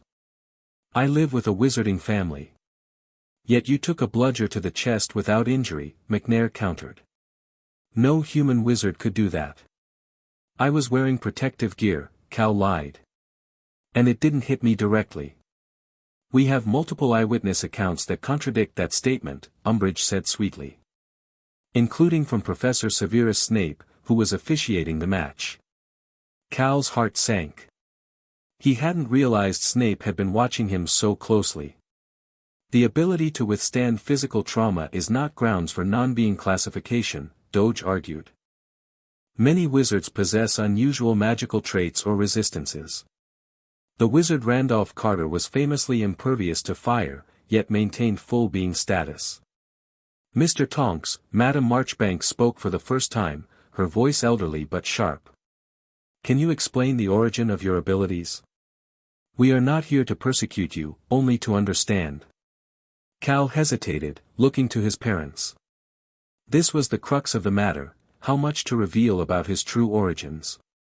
Ted stood up. If I may address the committee. As Cal's father, I can provide some context. When my wife and I adopted Cal as an infant, we were aware that he was special. His biological parents, who perished shortly after his birth, were not from Britain. They came from a remote magical community with different physical characteristics than most European wizards. It wasn't exactly a lie, Krypton was certainly remote, and its people did have different physical characteristics. What community? Demanded Umbridge suspiciously. There are no known magical enclaves that produce beings with such abilities. The community no longer exists, Andromeda interjected smoothly. It was destroyed in a magical catastrophe around the time of Cal's birth. We have respected their privacy by not disclosing their location or specific magical practices. Convenient, muttered McNair. From his position at the side of the room, Lucius Malfoy finally spoke up. Perhaps the committee would be interested to know that an unidentified magical object was recovered in the vicinity of the Tonks property around the time they claimed to have adopted the boy. An object with unusual properties that the Department of Mysteries has been unable to fully analyze. Cal's blood ran cold. How did Malfoy know about the ship? That is classified information, Lucius, Dumbledore said quietly. I'm curious how it came into your possession. I have my sources, Dumbledore, Lucius replied smoothly. The point is, there may be more to this boy's origins than a conveniently destroyed, remote magical community. The committee members exchanged significant glances. Even Marchbanks and Ogden, who had seemed relatively fair-minded, now looked troubled. I believe, said Umbridge with poisonous sweetness, that we should examine the boy directly. A simple magical analysis would reveal his true nature. I object, Doge said immediately. Magical analysis without consent is prohibited under the Wizarding Rights Act of 1712. For humans, Umbridge emphasized. Which is precisely what we are trying to determine. Madam Umbridge, Dumbledore's voice was calm but carried an undercurrent of steel, may I remind you that as Chief Warlock, I cannot permit a minor in my school to be subjected to intrusive magical examination without both parental consent and significant legal justification. Neither of which appears to exist in this case. Umbridge's face flushed with anger, but before she could respond, another voice joined the conversation, one that sent shivers down Cal's spine. Perhaps I might offer some insight." Professor Quirrell stepped forward from the back of the room where he had apparently been observing unnoticed. "As the B-Boy's defense against the D-Dark Arts teacher, I have had ample opportunity to observe his unusual qualities." "Professor Quirrell," Dumbledore acknowledged, a slight frown creasing his forehead. "I was not aware you would be attending this hearing. The Ministry requested my professional assessment," Quirrell explained, the stutter somehow less pronounced than usual. "Given the potential security implications." "Security implications?" Ted echoed incredulously. "My son is a 12-year-old boy, not a security threat." "That remains to be seen," Quirrell replied, his eyes fixed on Cal with an intensity that made him distinctly uncomfortable. "I have observed Mr. Tonks demonstrating abilities far beyond those of normal wizards his age. Abilities that, I believe, may not be magical in nature at all, but rather, something else entirely." The room fell silent as everyone processed this statement. Cal could feel cold sweat breaking out on his forehead. There was something profoundly wrong about Quirrell's presence, a malevolence that seemed to radiate from him that went beyond simple prejudice. "What exactly are you suggesting, Professor?" asked Perkins cautiously. "I am suggesting," Quirrell said, his stutter mysteriously absent now, "that we may be dealing with a being not of this world." The silence that followed was deafening. "That's preposterous," Doge sputtered finally. "Are you claiming the boy is some sort of extraterrestrial?" A thin smile spread across Quirrell's face. "I merely present the possibility based on my observations. The combination of his physical resilience, enhanced strength, and certain reactions to magical stimuli suggest an origin beyond our normal understanding." "This is absurd," Andromeda declared, rising to her feet. "Professor Quirrell has no evidence for these wild claims." "On the contrary," Quirrell countered. "I have conducted several subtle tests during my classes. Mr. Tonks displays unusual reactions to certain magical energies, particularly those related to the fundamental forces of nature. Gravity, light, radiation." Cal realized with a jolt that Quirrell's odd focus on him in data hadn't been random, the professor had been systematically testing his reactions to different types of magic. "Furthermore," Quirrell continued, "I believe the object Mr. Malfoy referenced may be more than a mere magical artifact. It may be a vessel, a craft designed for interstellar travel." "Enough of this nonsense," Dumbledore said sharply, standing up. "The Ministry has no jurisdiction over non-magical matters of astronomical speculation. This hearing was convened to determine Mr. Tonks' classification under wizarding law, not to entertain science fiction fantasies." "Is it fantasy, Dumbledore?" Quirrell's voice had changed subtly, becoming colder, more confident. "Or are you simply afraid of what we might discover about your special student?" Before Dumbledore could respond, the doors to the courtroom burst open, and a silvery lynx Patronus bounded in. It spoke with the deep voice of Kingsley Shacklebolt, "Security breach at the Department of Mysteries. Unknown intruders attempting to access Secure Vault 7. All available Aurors respond immediately." Secure Vault 7, where Cal's spacecraft was being held. Chaos erupted in the courtroom. Ministry officials leapt to their feet, wands drawn.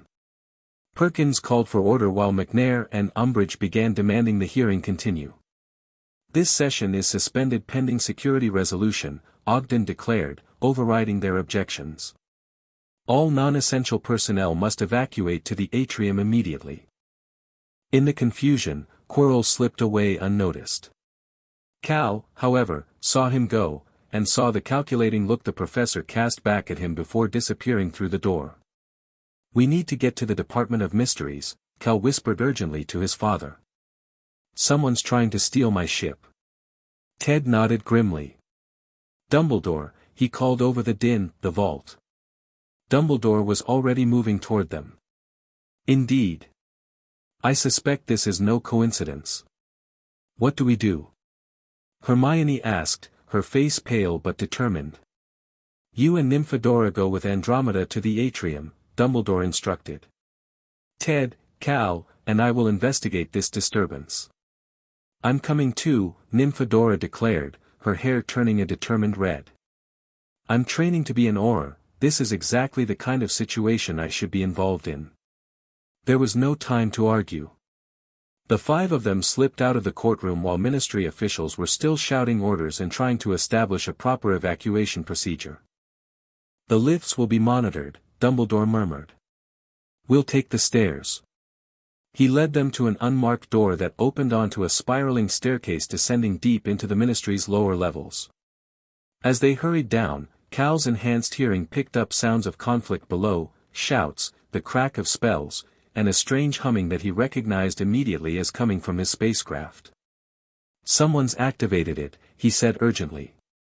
The ship, I can hear it powering up. How is that possible? Ted asked. It's never done that before. I don't know, Cal admitted. But we need to hurry. When they reached level 9, the Department of Mysteries, they found the black-tiled corridor in disarray. Two unspeakables lay stunned or worse on the floor, and the circular entrance room beyond stood open, its doors spinning to a halt as they arrived. Which way? Dumbledore asked Cal. Cal closed his eyes, focusing his hearing. The humming was coming from that one, he pointed to a door directly opposite them. Dumbledore led the way, wand raised. The door opened into a vast chamber filled with strange mechanical devices, some spinning, some emitting colored smoke, others seemingly defying gravity. At the center of the room, surrounded by a shimmering magical barrier, was Cal's spacecraft, no longer miniaturized but restored to its original size. Professor Quirrell stood before it, wand working in complex patterns as he systematically dismantled the protective enchantments around the ship. But he wasn't alone, Lucius Malfoy was with him, along with two hooded figures Cal didn't recognize. Stop! Dumbledore's voice rang with authority. Quirrell turned slowly, a smile playing on his lips that looked completely out of place on his usually nervous face. Ah, Dumbledore. And the young alien himself. How convenient. Step away from the ship, Quirrell, Dumbledore commanded, advancing with his wand trained on the defense professor. Whatever you hope to gain from this technology, it isn't worth the consequences. Consequences? Quirrell laughed, a high, cold sound that made Cal's skin crawl. You have no idea of the power contained within this vessel. Kryptonian science makes wizards' magic look like children's toys. Cal froze. You know about Krypton? Oh yes, Quirrell replied, his eyes gleaming with an unnatural redness.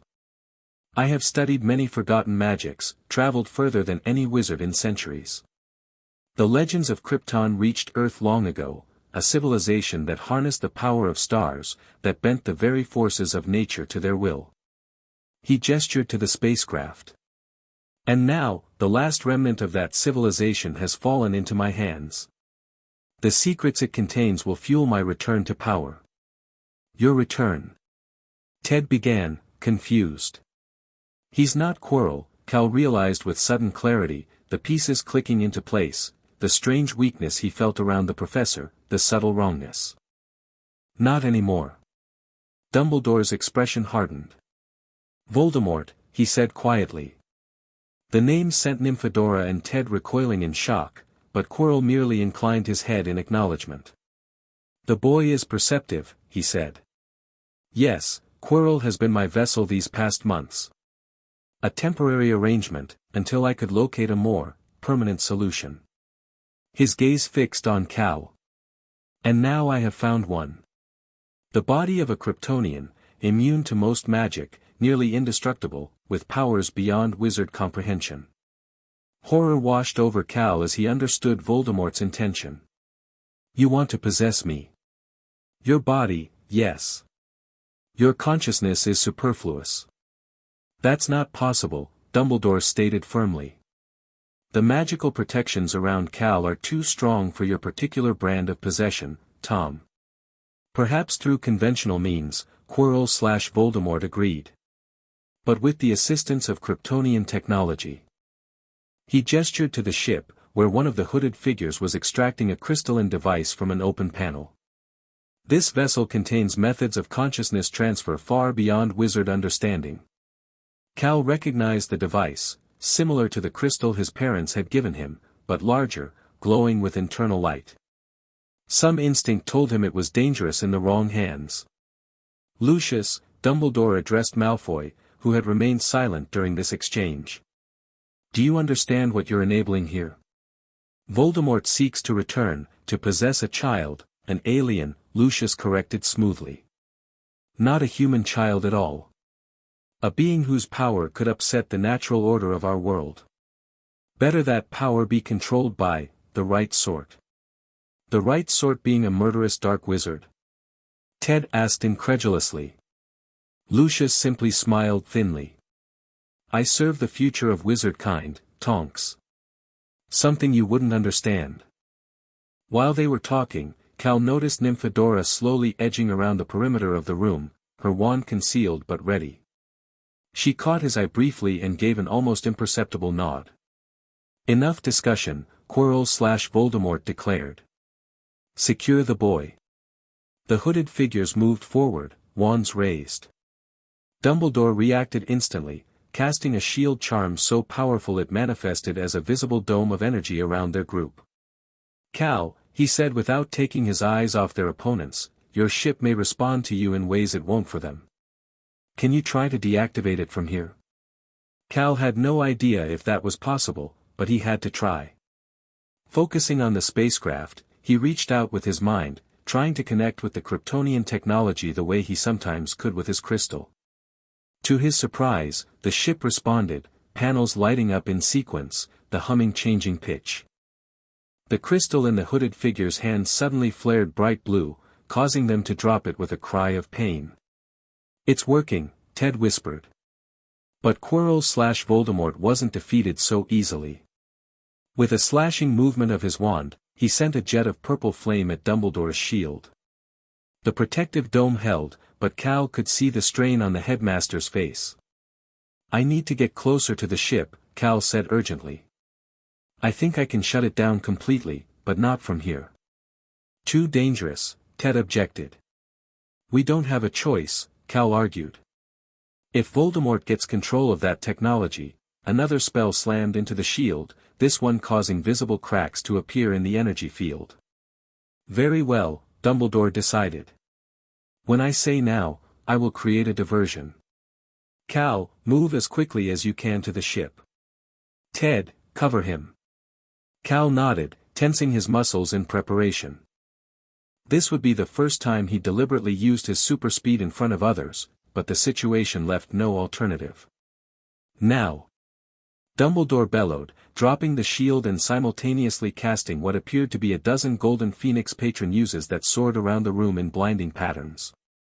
Cal moved, faster than he'd ever allowed himself to move at Hogwarts, a blur that crossed the chamber before anyone could react. He reached the ship just as Nymphadora launched her own attack from the opposite side, catching one of the hooded figures with a well-placed stunning spell. No! Quirrell/Voldemort shouted, turning his wand on Cal.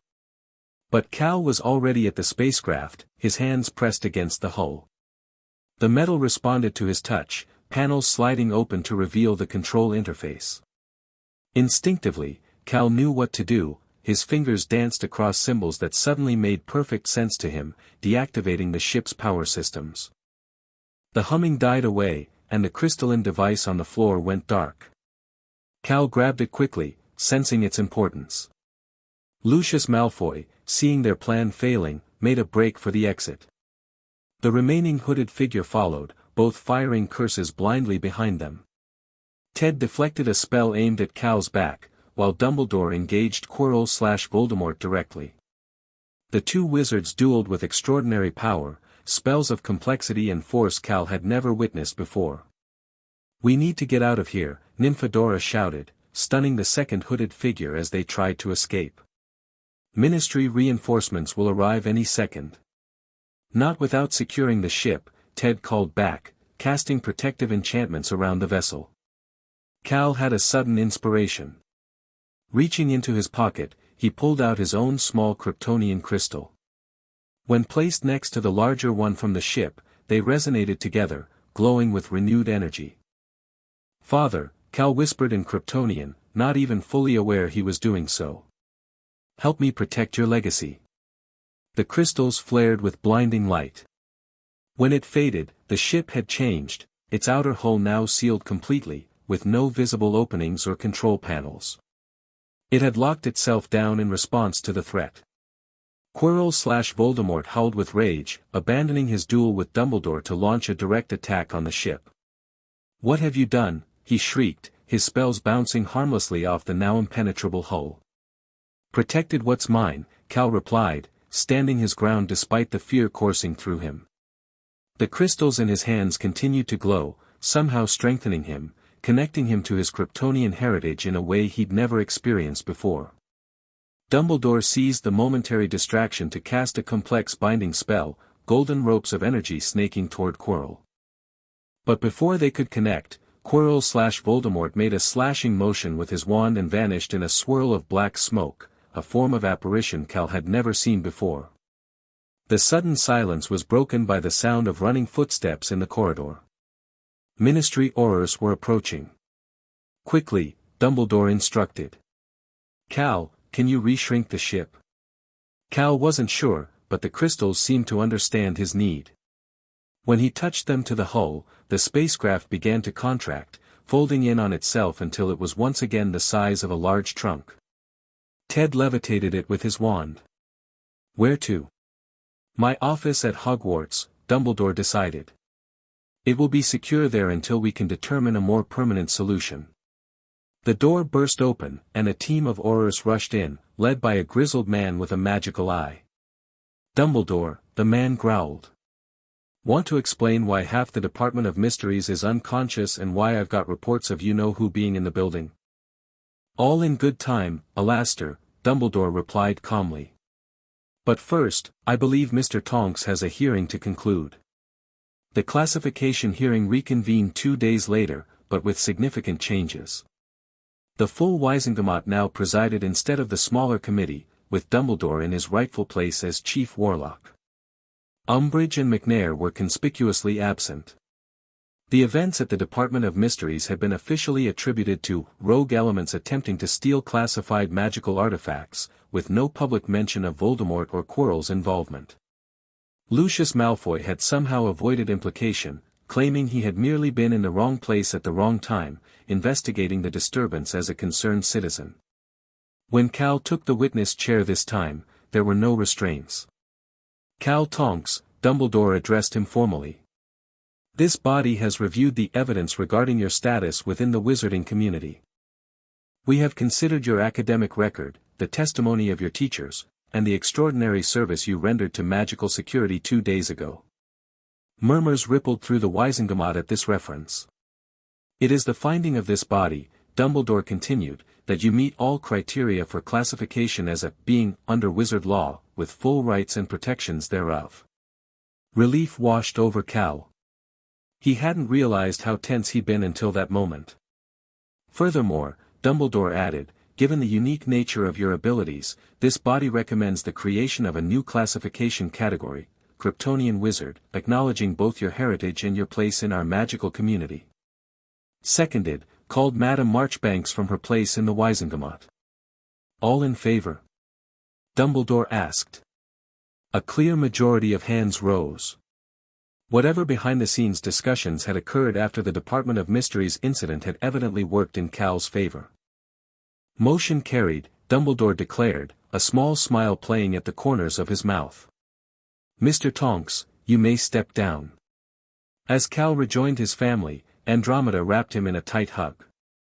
"It's over," she whispered. "You're officially recognized as a person, not a creature. And a person with remarkable abilities at that," Ted added proudly. Cal should have felt nothing but relief and happiness, but the confrontation with Quirrell/Voldemort lingered in his mind. The Dark Wizard was still out there somewhere, now aware of Cal's Kryptonian nature and coveting both his body and his technology. "What happens now?" he asked quietly as they left the Ministry. "About the ship?" About Voldemort? The ship remains at Hogwarts under Dumbledore's protection, Ted explained. He's arranged special accommodations for it in a secure chamber accessible only to you and him. And as for Voldemort, Andromeda continued, her voice grim, Dumbledore believes he will go into hiding to recover from the failure of his plan. Without Quirrell as a host and without access to your ship, he's weakened for now. But he'll be back, Cal stated. It wasn't a question. Yes, Hermione agreed, squeezing his hand. But next time, you'll be better prepared. We'll make sure of it. They returned to Hogwarts for the remainder of the holiday break, partly for security and partly so Cal could work with Dumbledore on understanding his ship's capabilities. The spacecraft had been installed in a hidden chamber off the Room of Requirement, accessible only to those with knowledge of its existence and magical permission to enter. Dumbledore had added layers of protective enchantments beyond even those guarding the Philosopher's Stone elsewhere in the castle.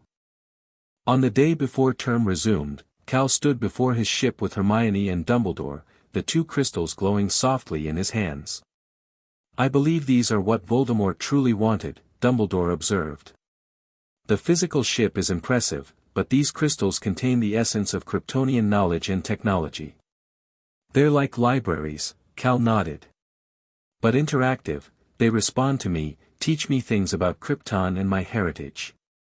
They're incredible, Hermione breathed, watching as symbols danced across the crystal surfaces in response to Cal's touch. A complete civilization's knowledge, preserved in crystalline form. And dangerous in the wrong hands, Dumbledore warned. Tom Riddle has always sought power beyond the conventional boundaries of magic. Kryptonian science represents an entirely new avenue for his ambitions, one that might circumvent the magical protections that have previously thwarted him. He wanted to possess me, Cal said quietly. Take over my body. Your physical abilities make you an attractive target, Dumbledore agreed. But I suspect there's more to it than that. The connection between your Kryptonian biology and these crystals may enable types of magic, or science so advanced it resembles magic, that Voldemort cannot access in a human body. So what do we do? Hermione asked practically. Cal can't spend his life looking over his shoulder for Voldemort. No, Dumbledore agreed. Which is why, Cal, I propose we accelerate your training, both in magic and in the use of your Kryptonian abilities. The more control you have, the better you can protect yourself and this technology. Cal nodded decisively. I'm ready. Excellent. We'll begin with weekly sessions, in addition to your regular studies. Dumbledore's eyes twinkled behind his spectacles. I believe we'll find that Kryptonian science and wizarding magic have more in common than either of our worlds might have expected. As Cal returned the crystals to their secure compartment in the ship, he felt a strange sense of purpose settling over him. For years, he'd tried to hide his abilities, to blend in, to be just a wizard. Now, for the first time, he was embracing both sides of his heritage openly. He wasn't just a wizard. He wasn't just a Kryptonian. He was both, a bridge between two extraordinary worlds. Hermione seemed to read his thoughts. You know, there's an old Muggle comic book character, a man with special powers who lives a double life protecting people. Yeah? Cal asked, curious where she was going with this. He wears glasses as a disguise, just like you. She grinned. And he has a symbol on his chest, not unlike the one on your blanket. What's he called, this character? Hermione's smile widened. Superman. Cal laughed. I'm hardly super, Hermione. I don't know about that, she replied thoughtfully. You're from another planet, you're practically invulnerable, you can fly, or you're learning to, anyway, and now you're officially recognized as a new classification of magical being. Sounds pretty super to me. As they left the chamber, Cal thought about the symbol on his Kryptonian blanket, the stylized S within a diamond that his birth parents had sent with him. According to the crystal's teachings, it wasn't an S at all, but the Kryptonian symbol for the House of El, representing hope. Hope. That's what his parents had sent with him to Earth, hope for his future, hope for their legacy, hoped that he would find his path in a new world. Now, standing between the magical castle that had become his school and the Kryptonian ship that represented his origins, Cal felt that hope more strongly than ever. Whatever challenges lay ahead, whether from Voldemort, from the Ministry, or from his own developing abilities, he would face them not by hiding who he was, but by embracing it. Neither fully wizard nor fully alien, but something new entirely, Cal Tonks, the Kryptonian wizard.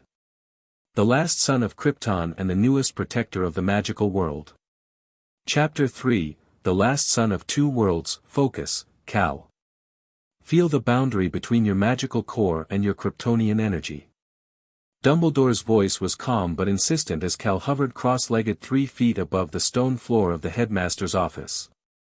His wand balanced on his open palms, glowing softly with contained power. "They're not separate," Cal replied, eyes closed in concentration. "They flow together, like two rivers joining." "Precisely," Dumbledore nodded. "The distinction we make between magic and your Kryptonian abilities is largely artificial. Both are forms of energy manipulation, one through biology, one through focused intent." It had been 4 months since the Ministry hearing and the confrontation in the Department of Mysteries. 4 months of intensive training with Dumbledore, exploring the intersection of wizarding magic and Kryptonian science. 4 months during which Cal had made more progress understanding his dual nature than in all the years prior. "Now," Dumbledore continued, "channel that combined energy through your wand, but maintain control. The goal is precision, not power." Cal took a deep breath and visualized the swirling energies within him, the familiar warmth of his magic and the solar-charged vibrancy of his Kryptonian cells. Slowly, deliberately, he directed a controlled stream into his wand.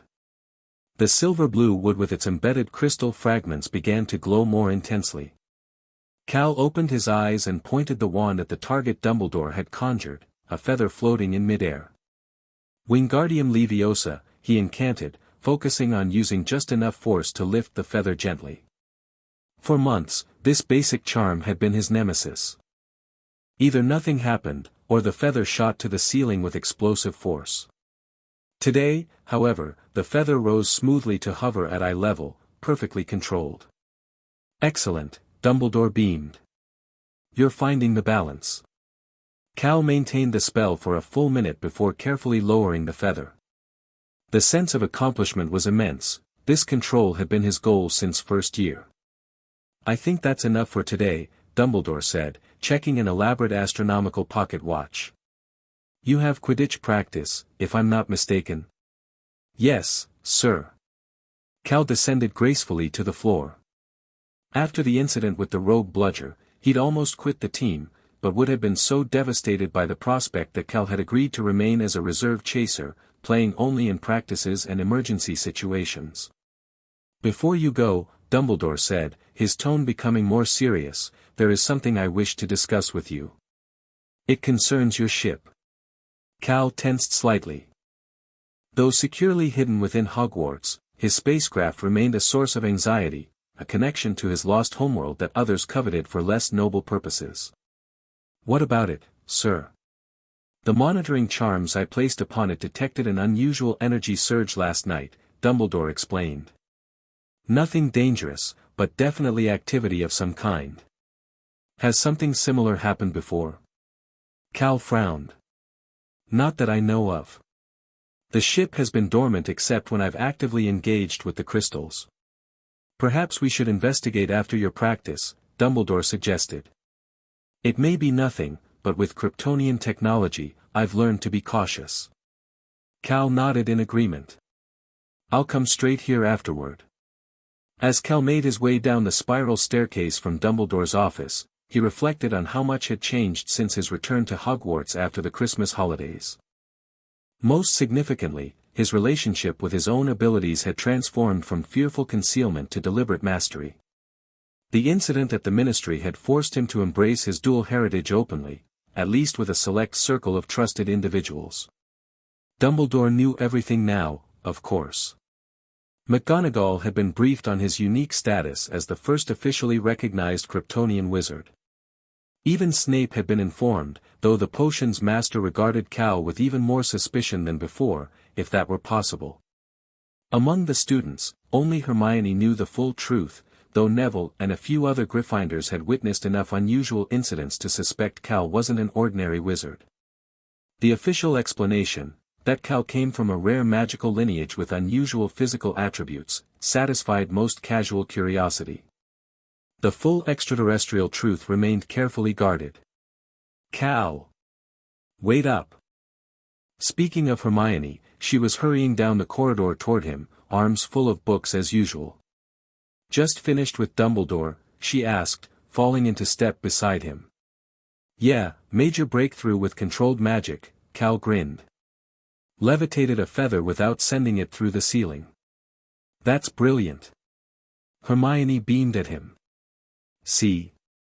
I told you it was just a matter of finding the right visualization technique. You were right, Cal admitted. Thinking of the energies as rivers merging rather than separate forces made all the difference. Their conversation continued as they walked toward the entrance hall.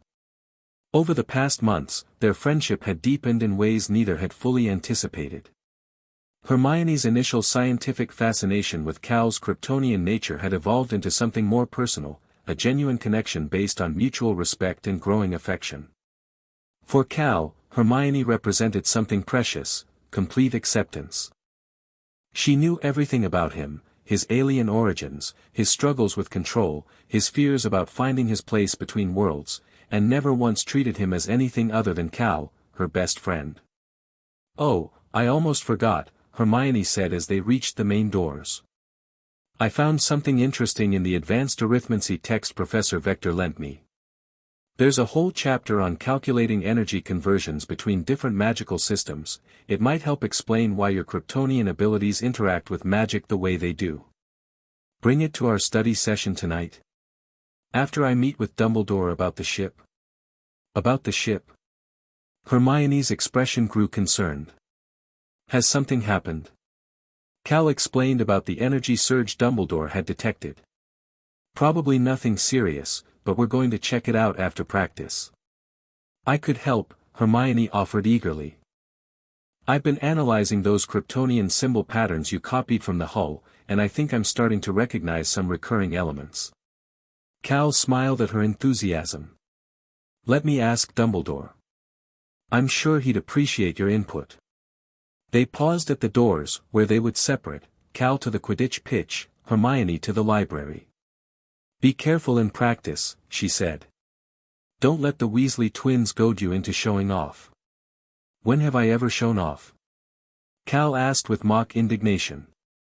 Only every time Fred bets you can't do a Dionysus dive without magic, Hermione replied dryly. That was one time. And technically, I didn't use magic. Using Kryptonian abilities to outfly a Nimbus still counts as cheating, she pointed out with a smile. Details, Cal waved dismissively, but he was grinning. See you at dinner.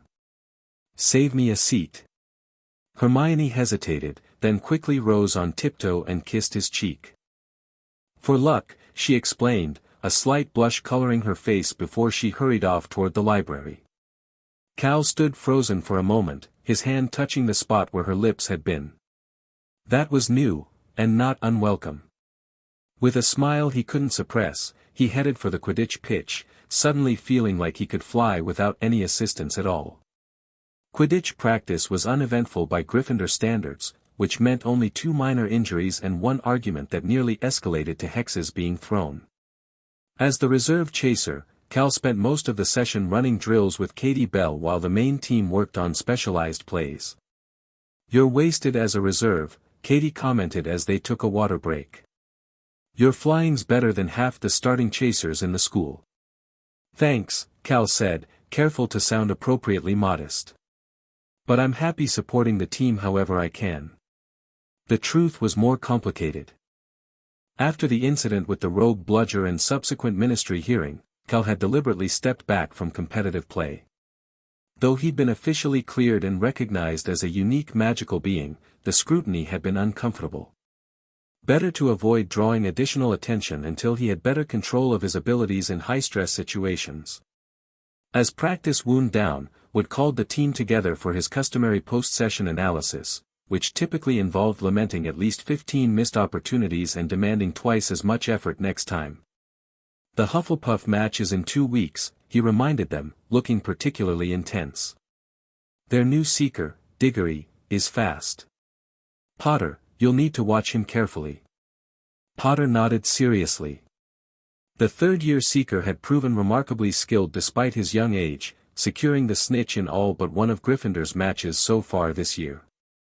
Bell, Johnson, Spin-Net, Wood continued, addressing the starting chasers, your Hawkshead formation is still sloppy on the third transition. We'll drill that specifically next session. Weasleys, tighten up your bludger coverage on the left flank, there's a blind spot developing. Fred, or possibly George, saluted mockingly. Aye aye, Captain Obsessive. And Tonks, would turn to Cal, be ready to sub in if needed.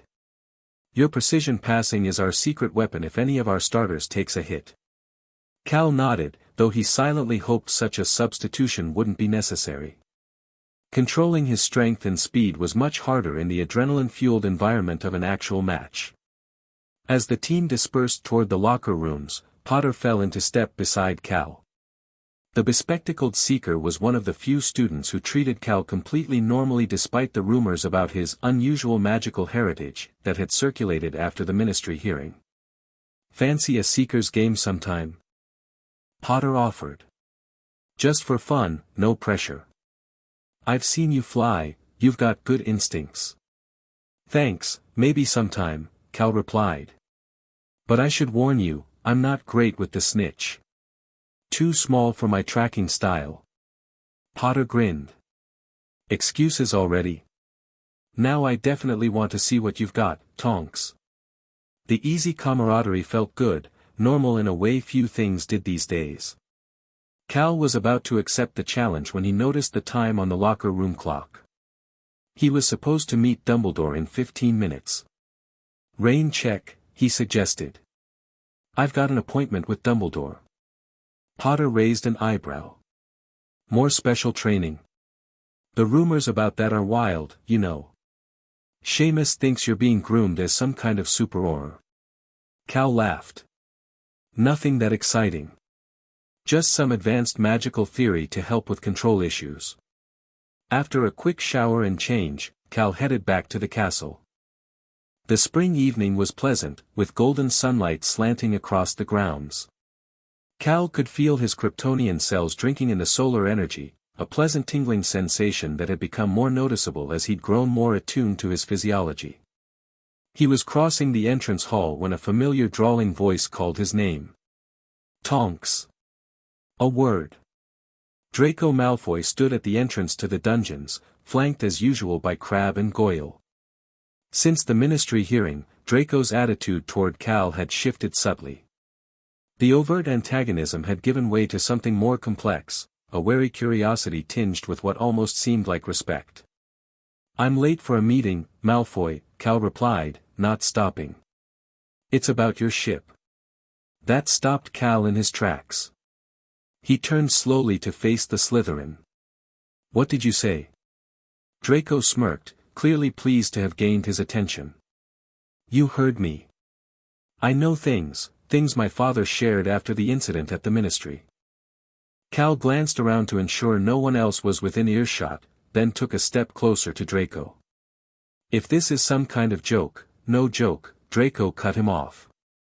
My father told me what really happened in the Department of Mysteries. About Quirrell, about the technology in your spacecraft, about what you really are. A chill ran down Cal's spine. He'd suspected Lucius Malfoy knew more than he should, but hearing Draco confirm it was disturbing. And what exactly does your father think I am? Not from around here, Draco replied with significant emphasis.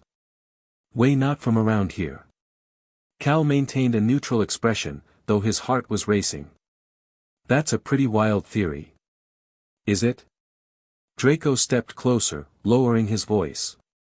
I saw you move during that ministry break-in. Faster than anyone should be able to move. I saw you take that bludger hit without flinching. And I've seen you lift things no second year should be able to lift, without magic. Cal weighed his options carefully. Denying everything would only convince Draco he had something to hide. A partial truth might be more effective. So what if I'm different? Cal challenged. The ministry officially recognized my status. I'm a legitimate student at Hogwarts. I'm not questioning that, Draco said, surprising Cal. I'm offering an alliance. An alliance? Cal repeated skeptically. My father has interests in advanced magical technology, Draco continued. He believes your ship contains knowledge that could revolutionize wizard transportation, communication, maybe even medicine. And let me guess, he wants me to share that knowledge with him. Draco nodded. In exchange for protection. The Dark Lord wants what you have, Tonks. My father could shield you from his interest. Cal almost laughed at the absurdity of the offer. Your father was working with Voldemort in the Department of Mysteries. Now he wants to protect me from him. Crabbe and Goyle flinched at the name, but Draco's expression remained cool. My father serves his own interests first. The Dark Lord's methods were excessive. My father prefers a more diplomatic approach. Tell your father thanks, but no thanks, Cal replied firmly. My technology isn't for sale or trade. To anyone. Draco didn't seem surprised by the rejection. He said you'd refuse. But the offer remains open. When you realize the danger you're in, you may reconsider. He paused, then added with surprising sincerity, for what it's worth, I think it's pretty remarkable, what you are, what you can do. Pure-blood wizards might have ancient lineages, but you've got something else entirely. With that strange mix of threat and compliment, Draco turned and headed back toward the dungeons, his hulking companions trailing after him. Cal stood frozen for a moment, processing the exchange. Draco's approach had been unexpected, not just the offer itself, but the lack of overt hostility. It seemed the Malfoy heir was developing his own perspective, somewhat independent of his father's. More worrying was the confirmation that Lucius Malfoy knew far too much about Cal's origins and was actively interested in Kryptonian technology. That combination couldn't lead anywhere good. With renewed urgency, Cal hurried toward Dumbledore's office. The headmaster needed to know about this development, and they needed to check on the ship immediately. Curious, Dumbledore murmured, examining the spacecraft's hull where a previously dormant panel had illuminated with glowing Kryptonian symbols. These markings weren't active during our last inspection. Cal, Hermione, and Dumbledore stood in a hidden chamber off the room of requirement where the ship was securely stored. After hearing about Draco's approach, Dumbledore had agreed that Hermione should join them, both for her analytical skills and because she was already fully aware of Cal's secret. Can you read any of it? Hermione asked Cal, peering at the complex symbols. Parts, Cal replied, running his fingers over the glowing script. It's some kind of status report or alert. I recognize the symbols for signal and distance and approaching. A warning system, perhaps. Dumbledore suggested. Alerting you to something drawing near. Maybe, Cal frowned, concentrating harder. There's something about Krypton here, and survivor, or remaining one. The ship detected another Kryptonian. Hermione gasped.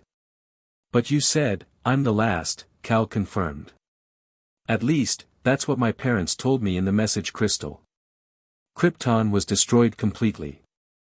Could they have been mistaken? Dumbledore asked gently. Perhaps others escaped as you did. A surge of hope flashed through Cal at the possibility, but he quickly tempered it with caution. I don't think so. The message was very clear about Krypton's destruction. Whatever the ship is detecting, it's probably not another Kryptonian like me. Cal placed his hand fully against the glowing panel. The ship responded immediately, the panel sliding open to reveal a crystalline interface. Without conscious thought, Cal's fingers moved across the controls and patterns that somehow felt natural, as if the knowledge of how to operate the ship was encoded in his very cells. A holographic display materialized above the console, three-dimensional Kryptonian script floating in the air, accompanied by what appeared to be a stellar map. Remarkable, Dumbledore breathed, watching as Cal manipulated the display with instinctive ease. It's definitely a detection system, Cal confirmed, reading the scrolling information. The ship is picking up a signal with a Kryptonian signature. But it's not biological, it's technological. Another ship? Hermione suggested. Cal shook his head, continuing to read. No, it's an artificial intelligence. A Kryptonian AI called Brainiac. The name sent an inexplicable chill through him, though he couldn't recall ever hearing it before. There's more, he continued, navigating deeper into the information. Brainiac was Krypton's central artificial intelligence system, responsible for planetary operations, data management, and preservation of knowledge. Like a magical portrait, but for an entire civilization, Dumbledore observed. A way of preserving Kryptonian wisdom beyond the planet's destruction. Yes, but more advanced, Cal agreed. According to this, Brainiac was uploaded to a satellite and launched from Krypton before its destruction. Its purpose was to gather and preserve the knowledge of the universe. That sounds potentially beneficial, Hermione said cautiously. If it contains Kryptonian knowledge, wouldn't that be valuable to you, Cal? A connection to your heritage? Cal frowned, reading further. There's a warning here. Something about Brainiac being compromised or corrupted. The ship is detecting its approach to Earth, but it's flagging it as a potential threat. How far away is it? Dumbledore asked, peering at the stellar map. Cal checked the coordinates. Not far, astronomically speaking. It appears to be approaching our solar system. The ship estimates arrival within weeks. What would a Kryptonian AI want on Earth? Hermione wondered. A terrible suspicion formed in Cal's mind. Me. Or rather, my ship. If Brainiac's purpose is to preserve Kryptonian knowledge, it would be drawn to any surviving Kryptonian technology. And the last surviving Kryptonian himself, Dumbledore added gravely. Which presents us with a dilemma. Is this Brainiac a resource to be welcomed or a threat to be countered? The ship seems to think it's dangerous, Cal said. And I trust the safeguards my parents built in. If they flagged Brainiac as compromised, they must have had good reason. We should prepare for both possibilities, Dumbledore decided. Mr. Tonks, I suggest you continue studying your ship's systems and any information it can provide about this Brainiac. Miss Granger, your research skills would be invaluable in helping analyze the Kryptonian symbols and language patterns. What about Malfoy? Cal asked. If he knows as much as Draco implied, he might also know about this signal. A valid concern, Dumbledore nodded. I will make discreet inquiries about Lucius's recent activities. In the meantime, we should enhance the protective enchantments around this chamber and the ship. As Dumbledore began casting additional spells around the perimeter, Hermione drew closer to Cal, her expression concerned. Are you all right? She asked softly. This must be a lot to process, first learning you might not be alone, then discovering it's a potentially dangerous AI instead. Cal hadn't realized how tense he'd become until she pointed it out. His shoulders were rigid, his jaw clenched. I'm fine, he said automatically, then amended, actually, no, I'm not. I don't know what to feel. Part of me hoped, just for a moment, that there might be another Kryptonian out there. Someone else who understands what it's like to be the last of their kind. Hermione took his hand, squeezing gently. You're not alone, Cal. You have your family, you have Dumbledore, you have me. Her eyes met his with such sincerity that Cal felt something shift between them, a subtle but significant change in their connection. Thanks, he said, returning the pressure of her hand. That means more than you know. Their moment was interrupted by Dumbledore clearing his throat. The additional protections are in place, he announced. Now, I suggest we develop a monitoring system to track Brainiac's approach more precisely. If it is indeed heading for Earth with malicious intent, we will need as much warning as possible. For the next hour, they worked together to establish magical alarms linked to the ship's detection system. By combining Kryptonian technology with wizarding spells, they created a monitoring network that would alert them to any significant changes in Brainiac's trajectory or behavior. "I believe that's all we can do for now," Dumbledore said finally. "It's nearly curfew. You both should return to Gryffindor Tower." As they prepared to leave, Cal took one last look at his ship, the vessel that had brought him safely to Earth as an infant, now warning him of a potential threat from his home world. The irony wasn't lost on him. Even 13 years after Krypton's destruction, its legacy continued to shape his life in unexpected ways. "Professor," Cal said suddenly, "I think I should tell more people about who I really am." Dumbledore raised an eyebrow. "A significant change of heart, Cal.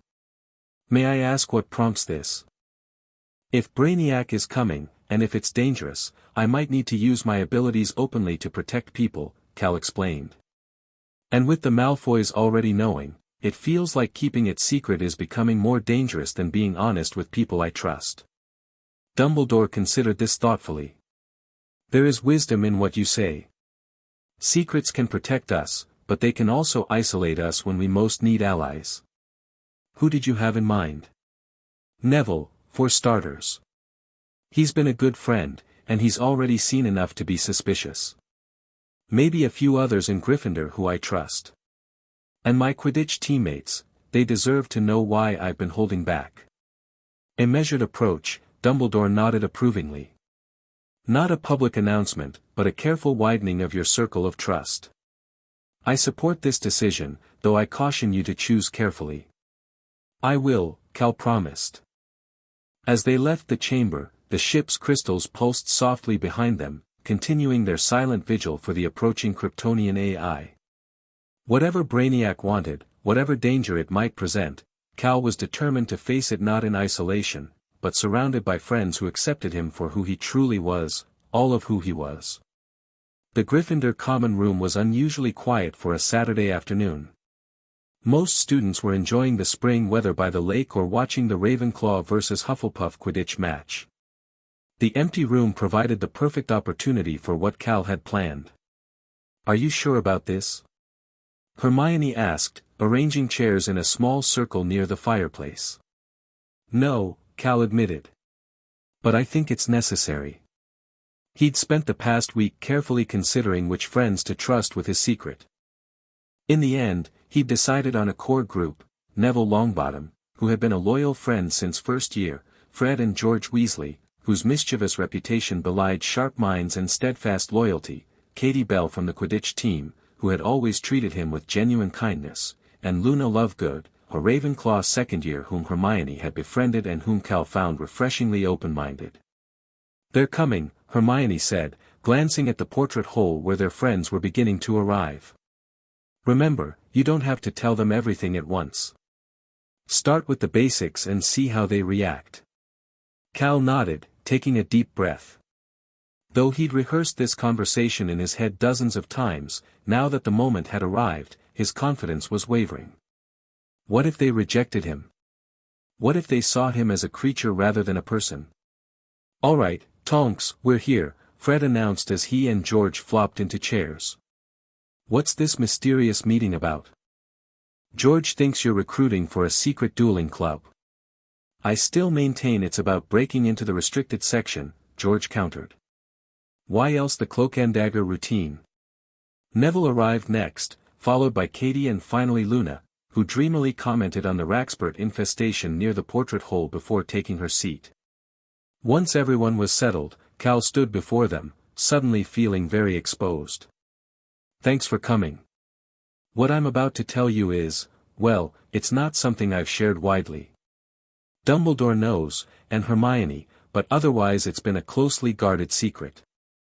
The twins exchanged intrigued glances. "Now we're talking," Fred grinned. "Is this about why you never get hurt in Quidditch?" Katie asked perceptively. Even when you took that bludger hit last year? Cal nodded. That's part of it. The official story after the ministry hearing was that I have a rare magical heritage with unusual physical attributes. That's not entirely accurate. You're not a werewolf, are you? Neville asked nervously. Because that would be fine. I mean, Professor Lupin is brilliant, and I'm not a werewolf, Cal assured him with a smile. I'm not from Earth. A moment of silence followed this announcement. Like Scotland? Because that's technically part of Earth, mate, George said, looking confused. No, I mean I'm not from this planet, Cal clarified. I'm from a place called Krypton, which was destroyed when I was a baby. My biological parents sent me here in a spacecraft just before the planet exploded. The Tonks family found me and adopted me. Another silence, longer this time. Luna was the first to respond. That explains your aura, she said matter-of-factly. It has a resonance frequency completely different from humans or magical beings. Daddy would be fascinated. Cal blinked at her unexpected acceptance. Thanks, Luna. But please don't tell your father yet. This needs to stay between us for now. Fred and George were staring at him with identical expressions of astonishment. You're an actual alien, Fred said slowly. Like, from outer space. That's bloody brilliant. George exclaimed. Can you do things? Special alien things? A few, Cal admitted. I'm stronger and faster than humans. My skin is nearly invulnerable, that's why the bludger didn't hurt me. I can hear and see things from much farther away than normal. And I'm learning to fly, though that's still a work in progress. Without a broom? Katie asked, eyes wide. In response, Cal allowed himself to rise slowly from the floor until he was hovering a foot in the air. The gasps from his friends were a mix of shock and delight. That is so much cooler than being a werewolf, Neville blurted, then looked embarrassed. Not that there's anything wrong with werewolves. Can we back up to the spacecraft part? Fred asked eagerly. You have an actual spaceship. Where is it? Does it work? Can it go faster than light? It's here at Hogwarts, hidden, Cal explained, returning to the ground. And yes, it works, though I'm still learning how to use all its systems. It brought me from Krypton, which was light years away, so it must be capable of faster-than-light travel. For the next hour, Cal answered their questions, explaining his adoption by the Tonks family, his gradual discovery of his abilities, the ministry hearing that had led to his official classification as a Kryptonian wizard, and the special training he'd been receiving from Dumbledore. What struck him most was the complete lack of fear or rejection in his friends' reactions. They were curious, excited, occasionally awed, but never repulsed or frightened. They accepted his alien origins as simply another extraordinary aspect of the already extraordinary wizarding world. So why tell us now? Katie asked eventually. You've kept this secret for almost 3 years at Hogwarts. What changed? Cal exchanged a glance with Hermione before answering. Something's coming. Something from Krypton, or at least, something with Kryptonian technology. An artificial intelligence called Brainiac that my ship has detected approaching Earth. Wicked, the twins said in unison. Not wicked, Hermione corrected sharply. Potentially dangerous. The ship's warning systems flagged it as a threat. What does it want? Neville asked, looking nervous again. We're not entirely sure, Cal admitted. But my best guess is that it's tracking the energy signature of my ship. Brainiac was designed to preserve Kryptonian knowledge and culture. If it detected another piece of Kryptonian technology on Earth, it would come looking, Luna finished serenely. Like a cosmic librarian finding a lost book. Something like that, Cal nodded. But according to my ship's records, Brainiac may have been corrupted or damaged. Its methods of preservation might be harmful. And if this thing is coming, Fred deduced shrewdly, you might need to use your abilities openly to stop it. Exactly. I wanted you all to know the truth beforehand, so you're not caught by surprise if things get complicated. George leaned forward eagerly. So when do we start training for the alien invasion? Cal blinked. Training? Well, you don't expect us to sit on the sidelines while you face down some rogue Kryptonian supercomputer, do you? George asked. We're your friends. If there's a fight coming, we want to help. It's not your fight, Cal protested. Rubbish, Katie said firmly. If it threatens Hogwarts, it's all our fight. Besides, Neville added with surprising determination, that's what friends do. Stand together. Cal looked around at their resolute faces, feeling a warmth spreading through his chest. This acceptance and support, was exactly why he'd decided to reveal his secret. Not just for practical reasons, but because true friendship required honesty. All right, he conceded. But we do this carefully. No unnecessary risks. Spoken like someone who's never spent time with the Weasley twins, Hermione muttered, though she was smiling. As his friends began enthusiastically suggesting training regimens and battle strategies, most of which involved the twins' extensive collection of experimental prank products, Cal caught Hermione's eye. The pride and affection in her gaze made his heart skip a beat. For so long, he'd feared his differences would forever mark him as an outsider. Yet here he was, surrounded by friends who knew exactly what he was and embraced him anyway. Whatever Brainiac might bring, Cal no longer faced it alone. He was neither fully human nor fully Kryptonian, neither entirely wizard nor completely alien, but in this moment, Cal Tonks felt like he belonged exactly where he was. Strange phenomena began appearing around Britain in the weeks that followed.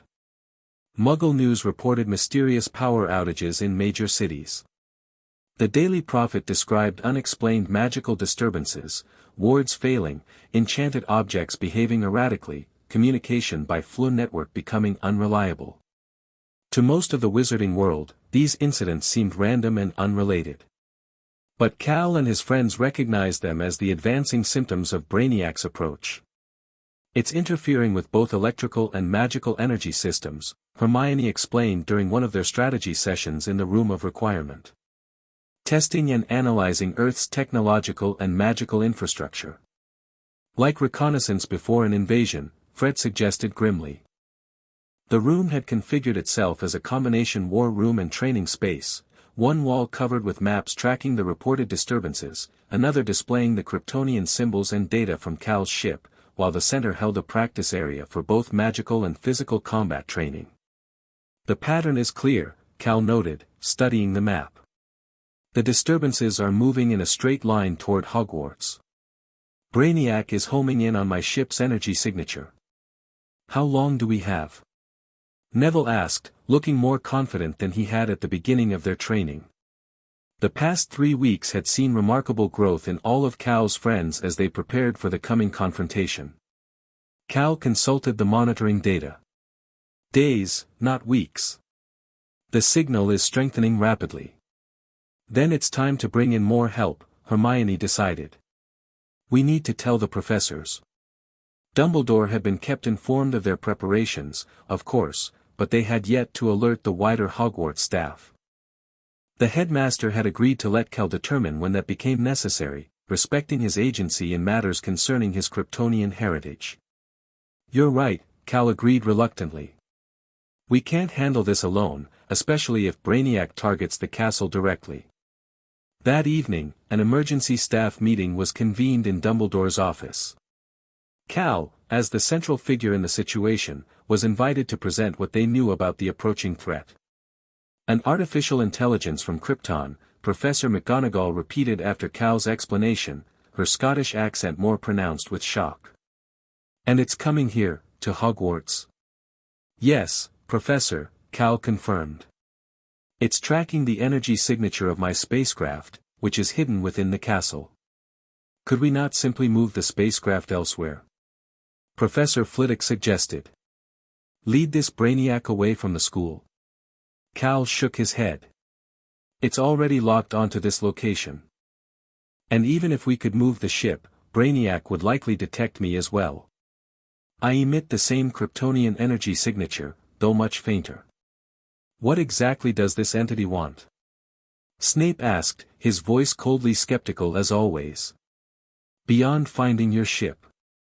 Based on what my ship's records indicate, Brainiac's primary directive is to collect and preserve knowledge, specifically, knowledge of civilizations throughout the universe, Cal explained. But it was corrupted somehow before Krypton's destruction. Its methods became extreme. Extreme how? Professor Sprout asked with concern. Cal hesitated, then admitted, in some cases, it would extract a planet's knowledge by force, regardless of the consequences to its inhabitants. A heavy silence followed this statement. You believe it may attempt to extract knowledge from our world? McGonagall asked finally. I think it's drawn here by two things, Cal replied. First, my ship, the last intact piece of Kryptonian technology besides Brainiac itself. Second, the unique properties of magic, which wouldn't exist on most planets Brainiac has encountered.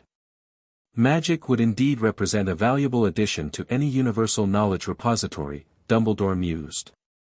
Particularly the ancient magic that protects and permeates Hogwarts. So we're facing an alien intelligence with unknown capabilities, attracted to our school's magical essence, possibly intent on extracting said magic forcibly, Snape summarized with his customary dryness. Marvelous. And your plan is? I've been studying my ship's systems to understand what weaknesses Brainiac might have, Cal explained. Kryptonian technology, while advanced, isn't invincible. It can be affected by certain energy frequencies, and it might be vulnerable to magical attacks it hasn't encountered before. We've been developing a combination of magical and Kryptonian countermeasures, Hermione added, having been invited to the meeting as Cal's research partner.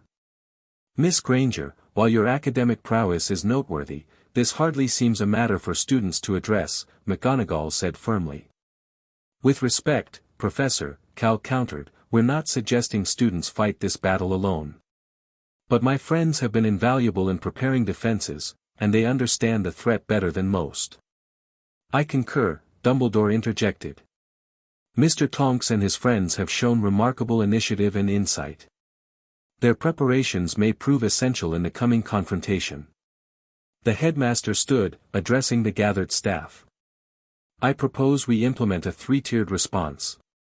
First, enhanced protective enchantments around the castle perimeter, focusing on detection and containment. Second, evacuation protocols for younger students should Brainiac breach our outer defenses. Third, a specialized response team combining staff expertise with Mr. Tonks's Kryptonian knowledge. The professors exchanged glances, then nodded in agreement. Even Snape, typically resistant to any plan involving students, seemed to recognize the necessity of Cal's involvement. How long do we have to prepare? Flitwick asked, his mind already clearly working on defensive enchantments. 3 days at most, Cal replied grimly. Brainiac's signal is growing stronger by the hour. Once it establishes orbit, things will move quickly. Then we have no time to waste, Dumbledore declared. Professors, please begin implementing additional protections within your areas of expertise. Minerva, prepare evacuation plans for the younger students. Severus, I believe your expertise in both defensive magic and magical energy manipulation will be particularly valuable. Please work with Mr. Tonks to develop targeted countermeasures.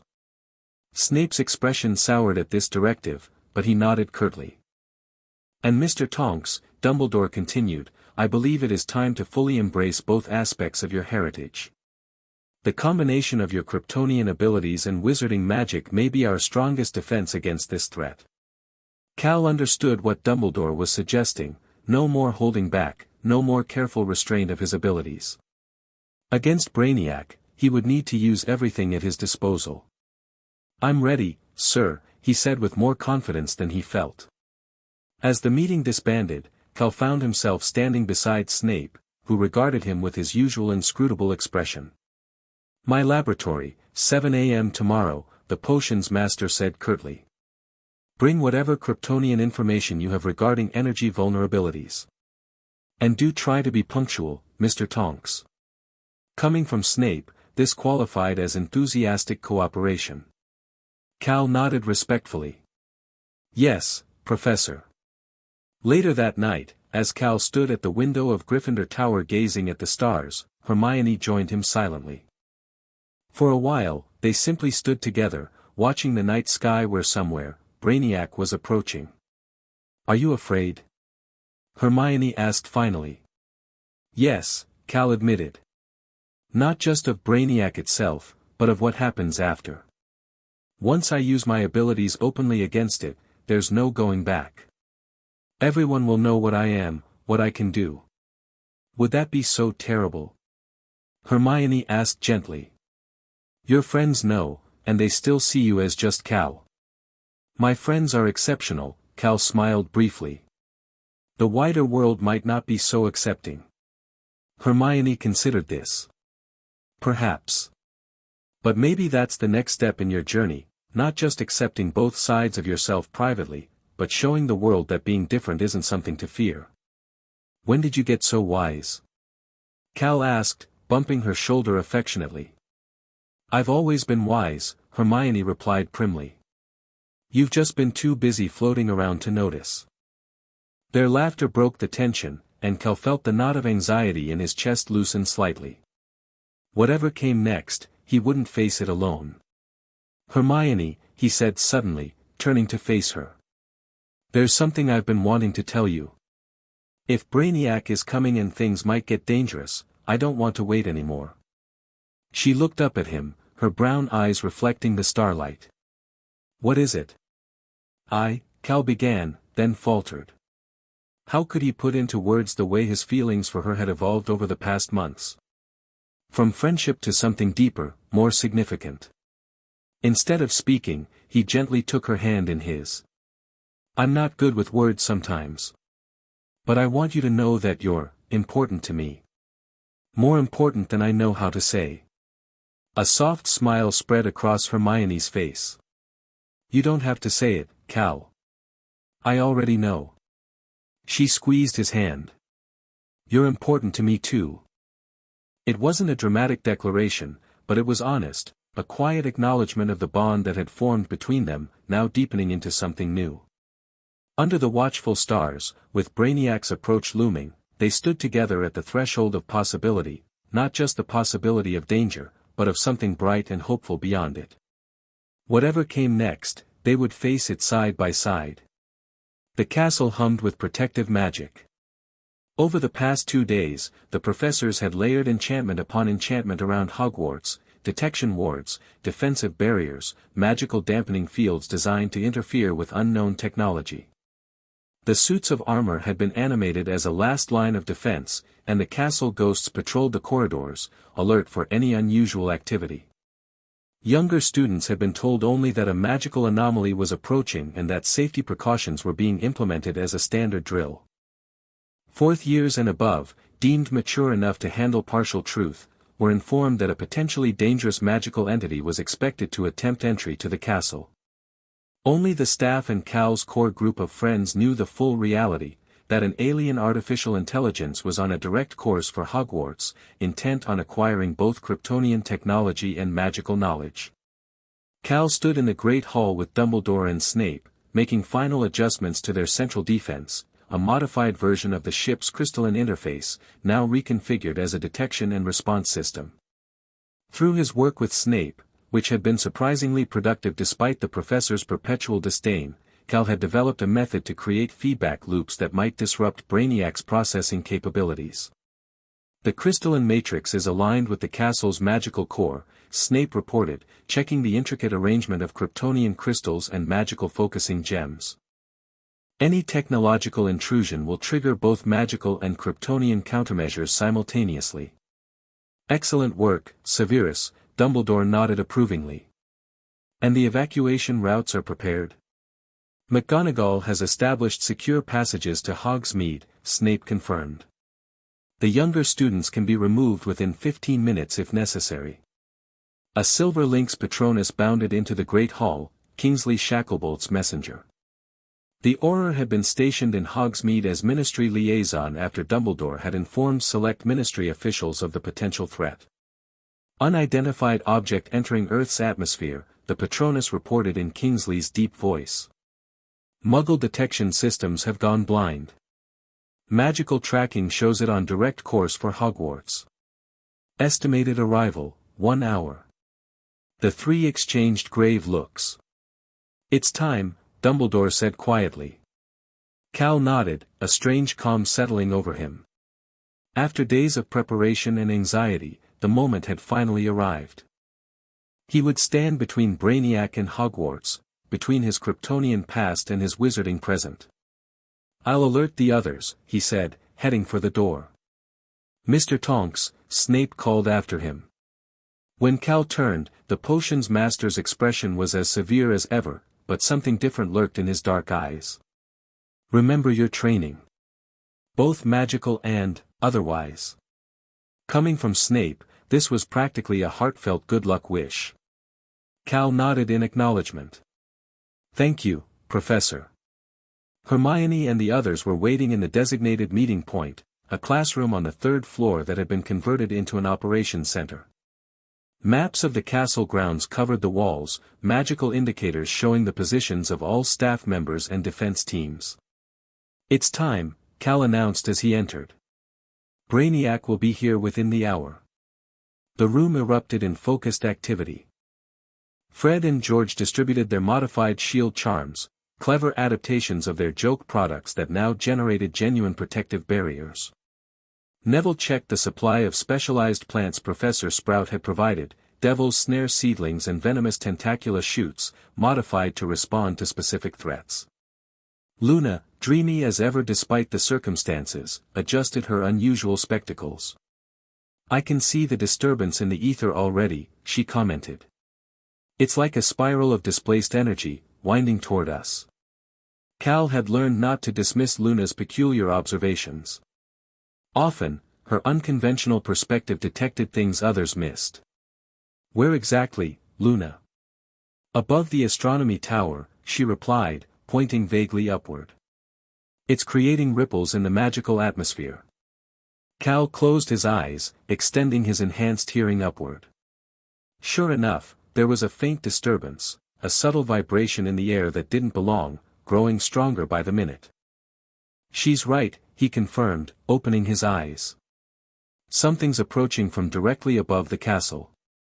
We should adjust our perimeter accordingly. Hermione marked the location on their map, then turned to Cal. What's our plan when it actually arrives? Will you try to communicate with it first? Yes, Cal nodded. Despite what the ship's records suggest about corruption, Brainiac was originally created to preserve knowledge, not destroy. There's a chance it might respond to reason, especially from another Kryptonian. And if it doesn't? Katie asked, voicing what they were all thinking. Cal's expression hardened slightly. Then we implement the containment protocol. And I use everything I've got to stop it. The next 40 minutes passed in tense preparation. Dumbledore's voice occasionally echoed through the castle, giving calm instructions to students and updates to staff. Outside, the sky began to darken unnaturally, clouds swirling in patterns that defied natural weather systems. Cal's enhanced vision could see beyond the cloud cover to what was causing the disturbance, a metallic object descending slowly through the atmosphere, surrounded by a field of energy that bent light around it. Not a ship in the conventional sense, but a floating collection of interconnected components arranged in a pattern that somehow reminded Cal of a brain's neural structure. It's here, he said quietly. As if in response to his words, every magical light in the castle flickered simultaneously. The enchanted ceiling of the Great Hall, visible through the magical monitoring system they'd established, shifted from showing the sky to displaying strange, scrolling Kryptonian symbols. It's accessing the castle's magic, Hermione realized. Testing its boundaries. Cal nodded grimly. I need to get to the astronomy tower. That's where it's focusing its approach.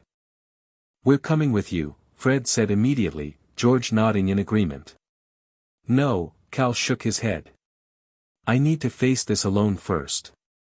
If communication is possible, it will respond better to a single Kryptonian than to a group. And if communication fails? Hermione challenged. Then I'll signal for backup, Cal promised. But we need to try the peaceful approach first. Reluctantly, his friends agreed. Before Cal left, Hermione pulled him aside, pressing something into his hand, a small, rune-covered stone. It's a communication anchor, she explained. As long as you're holding it, we can hear you through these. She indicated matching stones the others wore on cords around their necks. Just in case. Cal smiled, touched by her thoughtfulness. Thank you.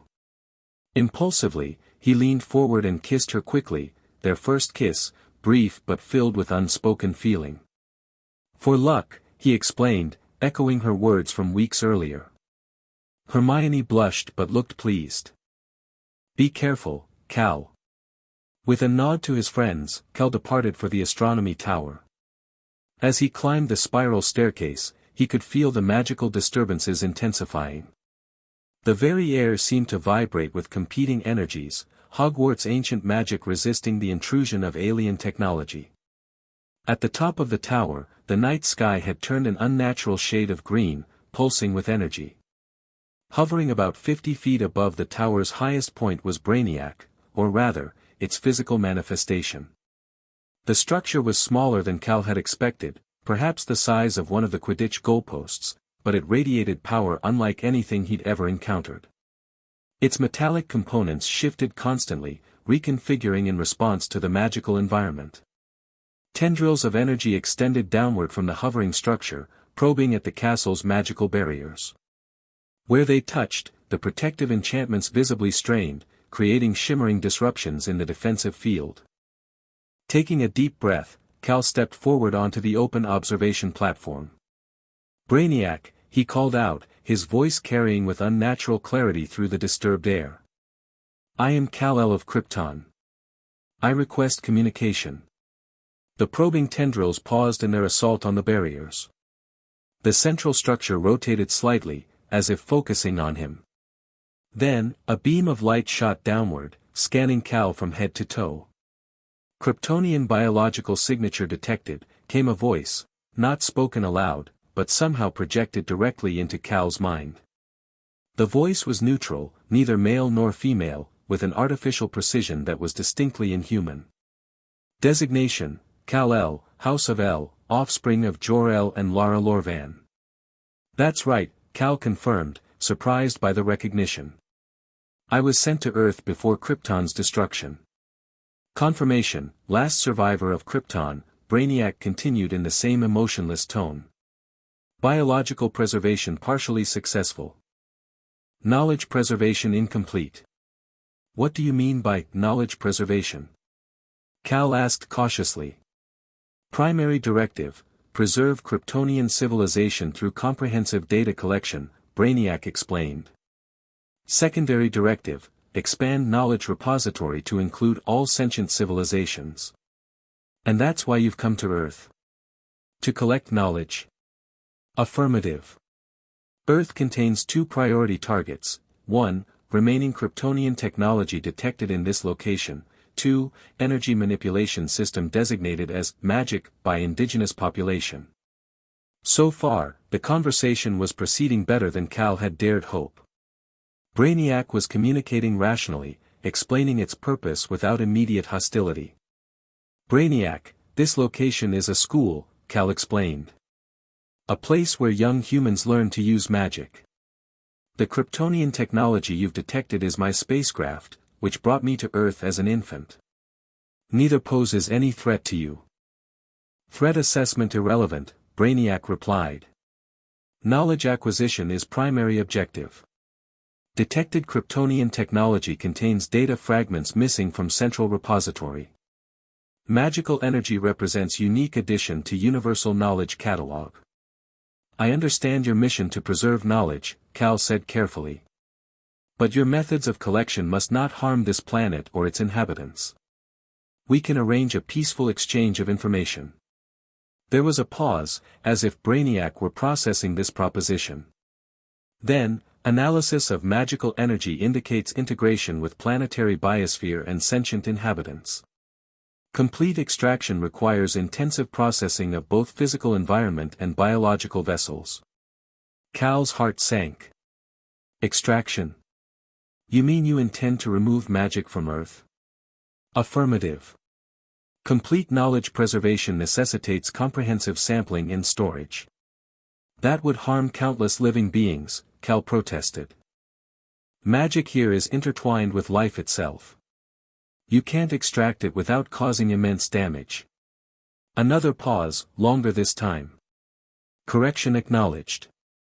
Alternative, creation of miniaturized preservation environment containing representative magical sample.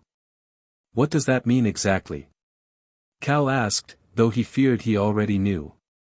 Standard protocol for unique civilizations, reduction and containment of representative urban center for perpetual study and preservation. Horror washed through Cal as he understood.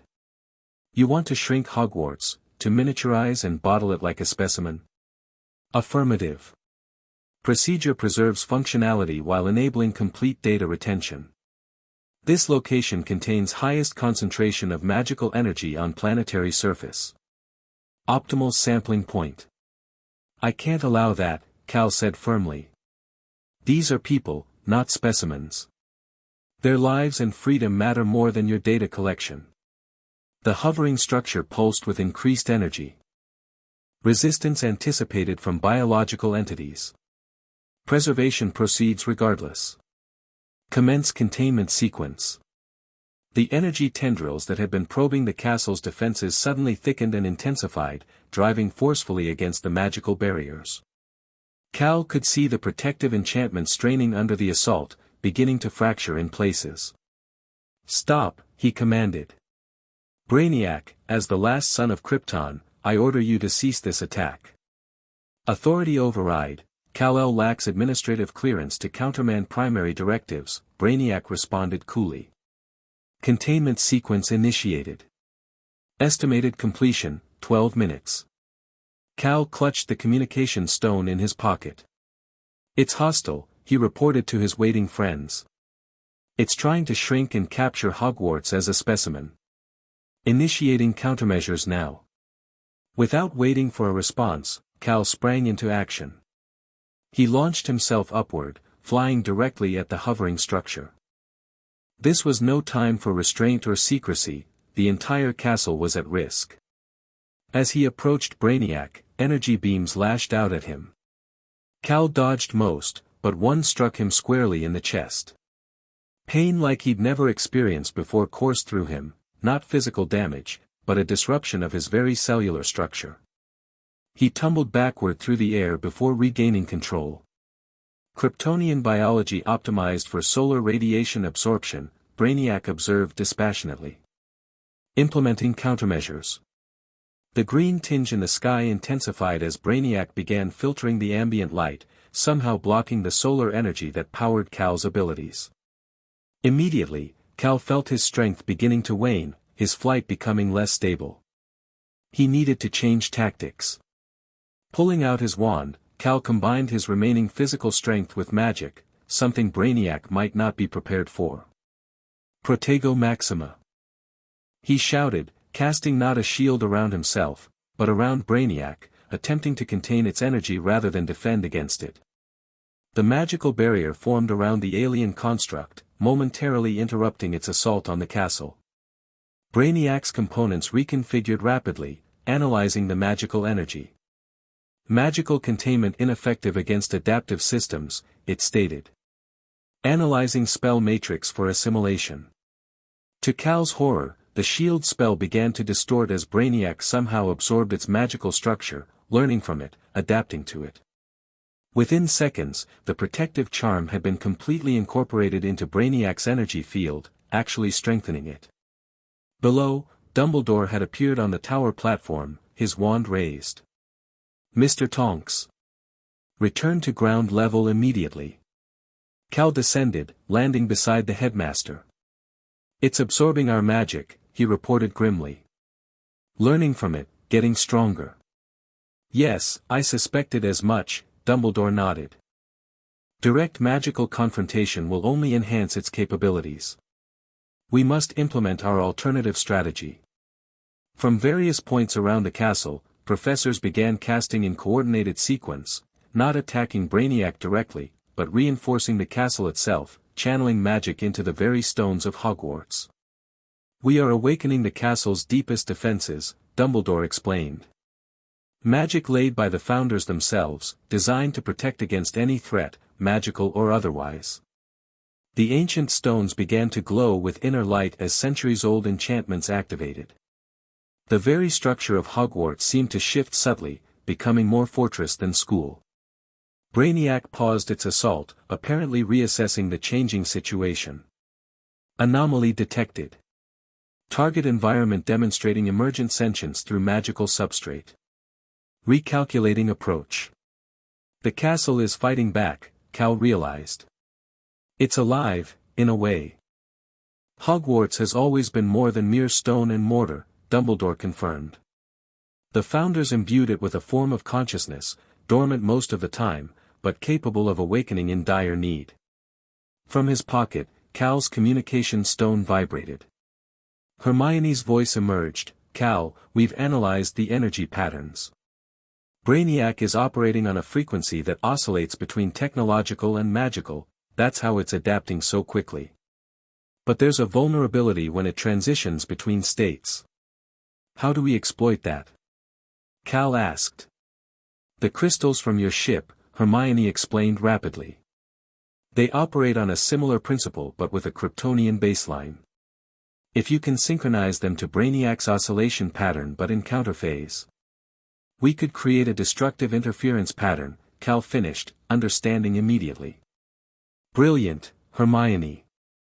But the crystals were in the secure chamber with his ship, several floors below. "I need to get to my ship," he told Dumbledore. "The crystals might be our best chance."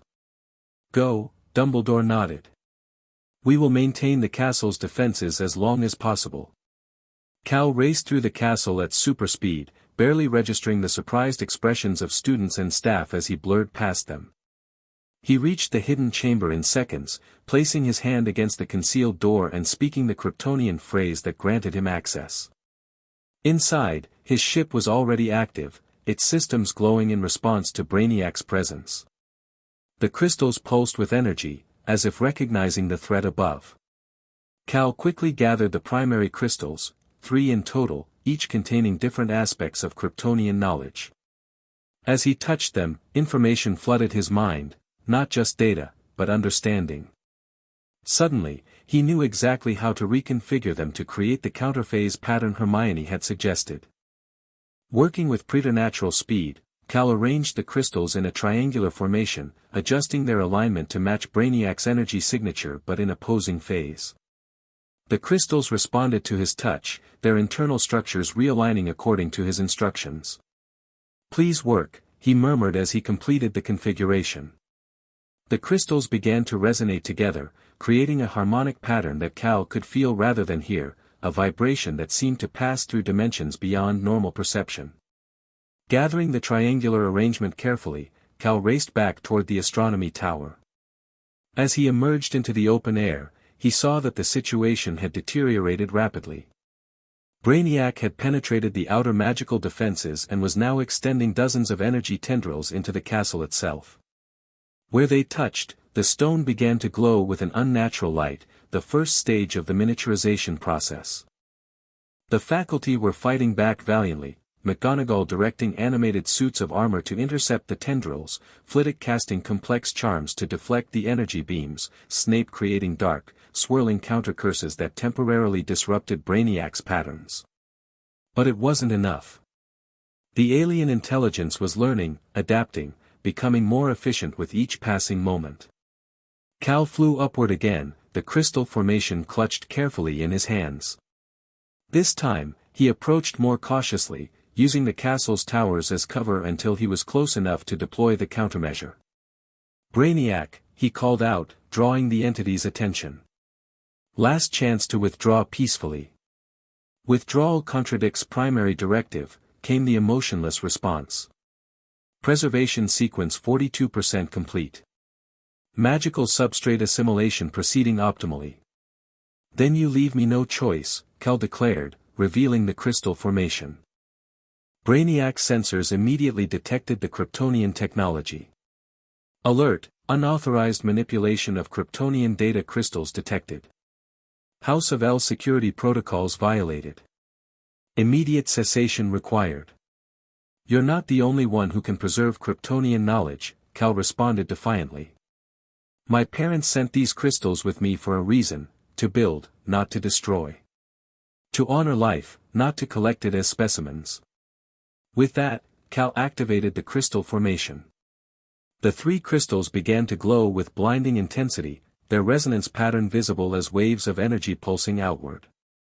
Where these waves intersected with Brainiac's energy field, distortions appeared, like ripples in a pond colliding and amplifying each other. Brainiac's structure began to vibrate erratically. Error, harmonic disruption detected. Stabilization protocols failing. System integrity compromised. The counterphase was working, creating destructive interference within Brainiac's operating matrix. But the alien intelligence was fighting back, reconfiguring its components to adapt to the attack. System recalibration in progress, Brainiac announced. Estimating 87 seconds to harmonic immunity. 87 seconds wasn't enough. Cal needed to amplify the effect, to push the disruption beyond Brainiac's ability to adapt. But how? The answer came from below. Cal. Hermione's voice called through the communication stone. The castle's magical core, it can amplify the crystal resonance.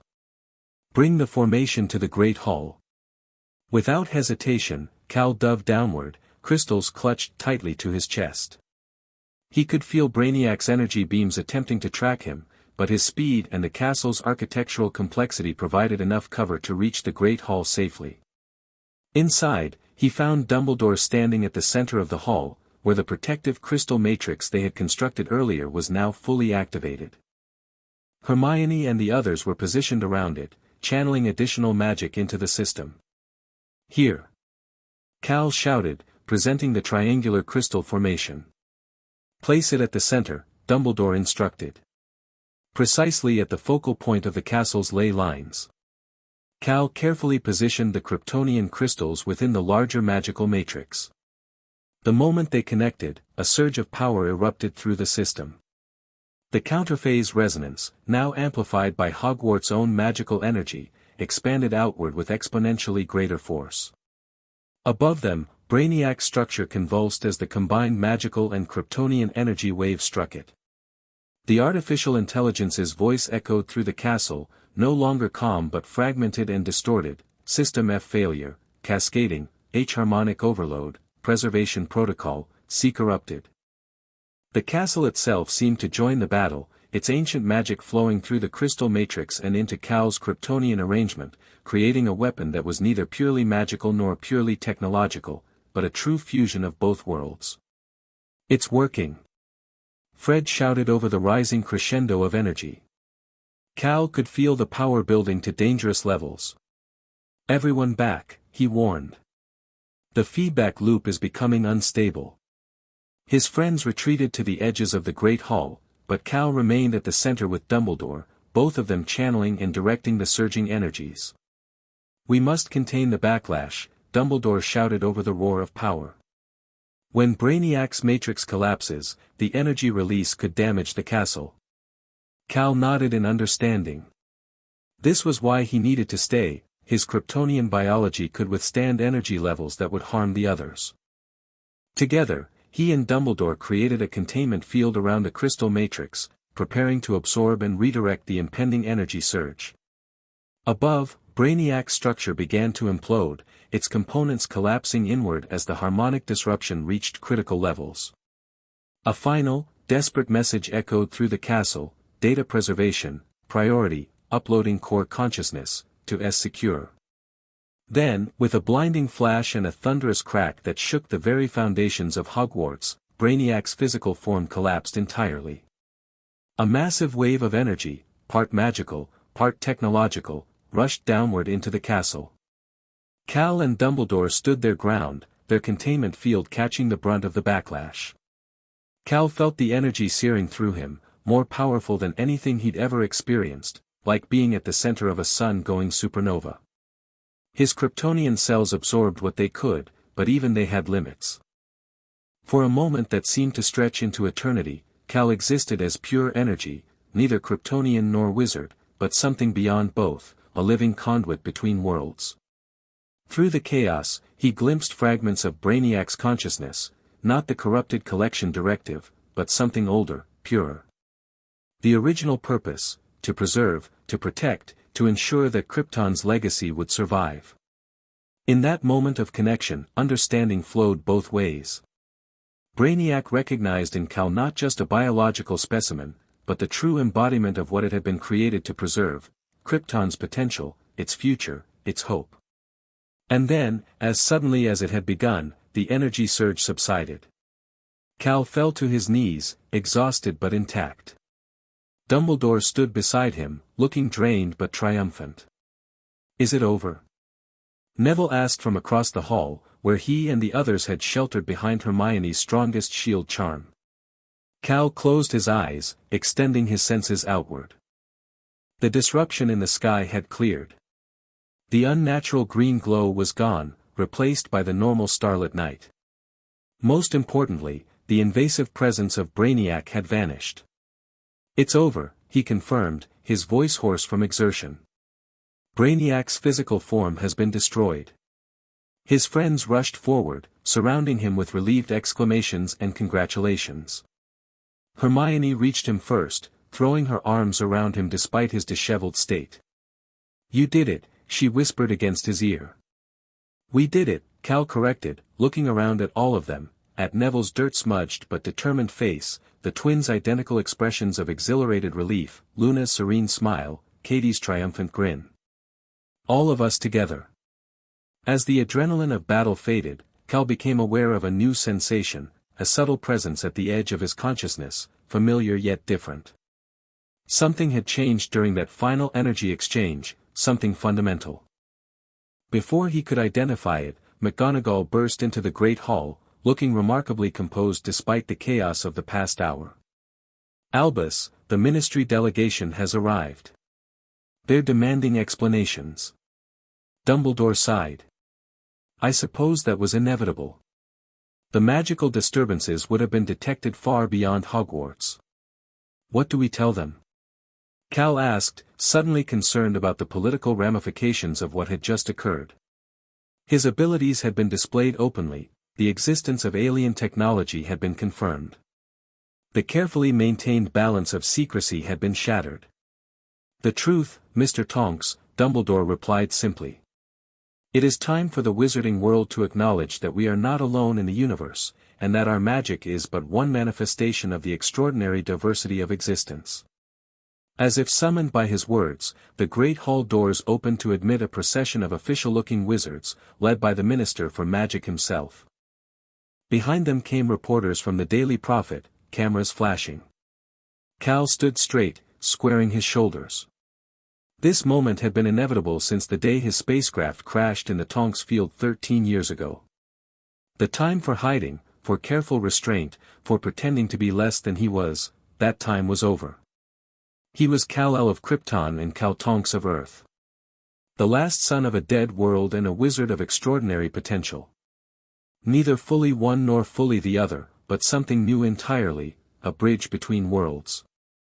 And as the questions began, as the wizarding world confronted the reality of life beyond Earth, Cal knew that whatever challenges lay ahead, he would face them as his true self, all of his true self, for the first time.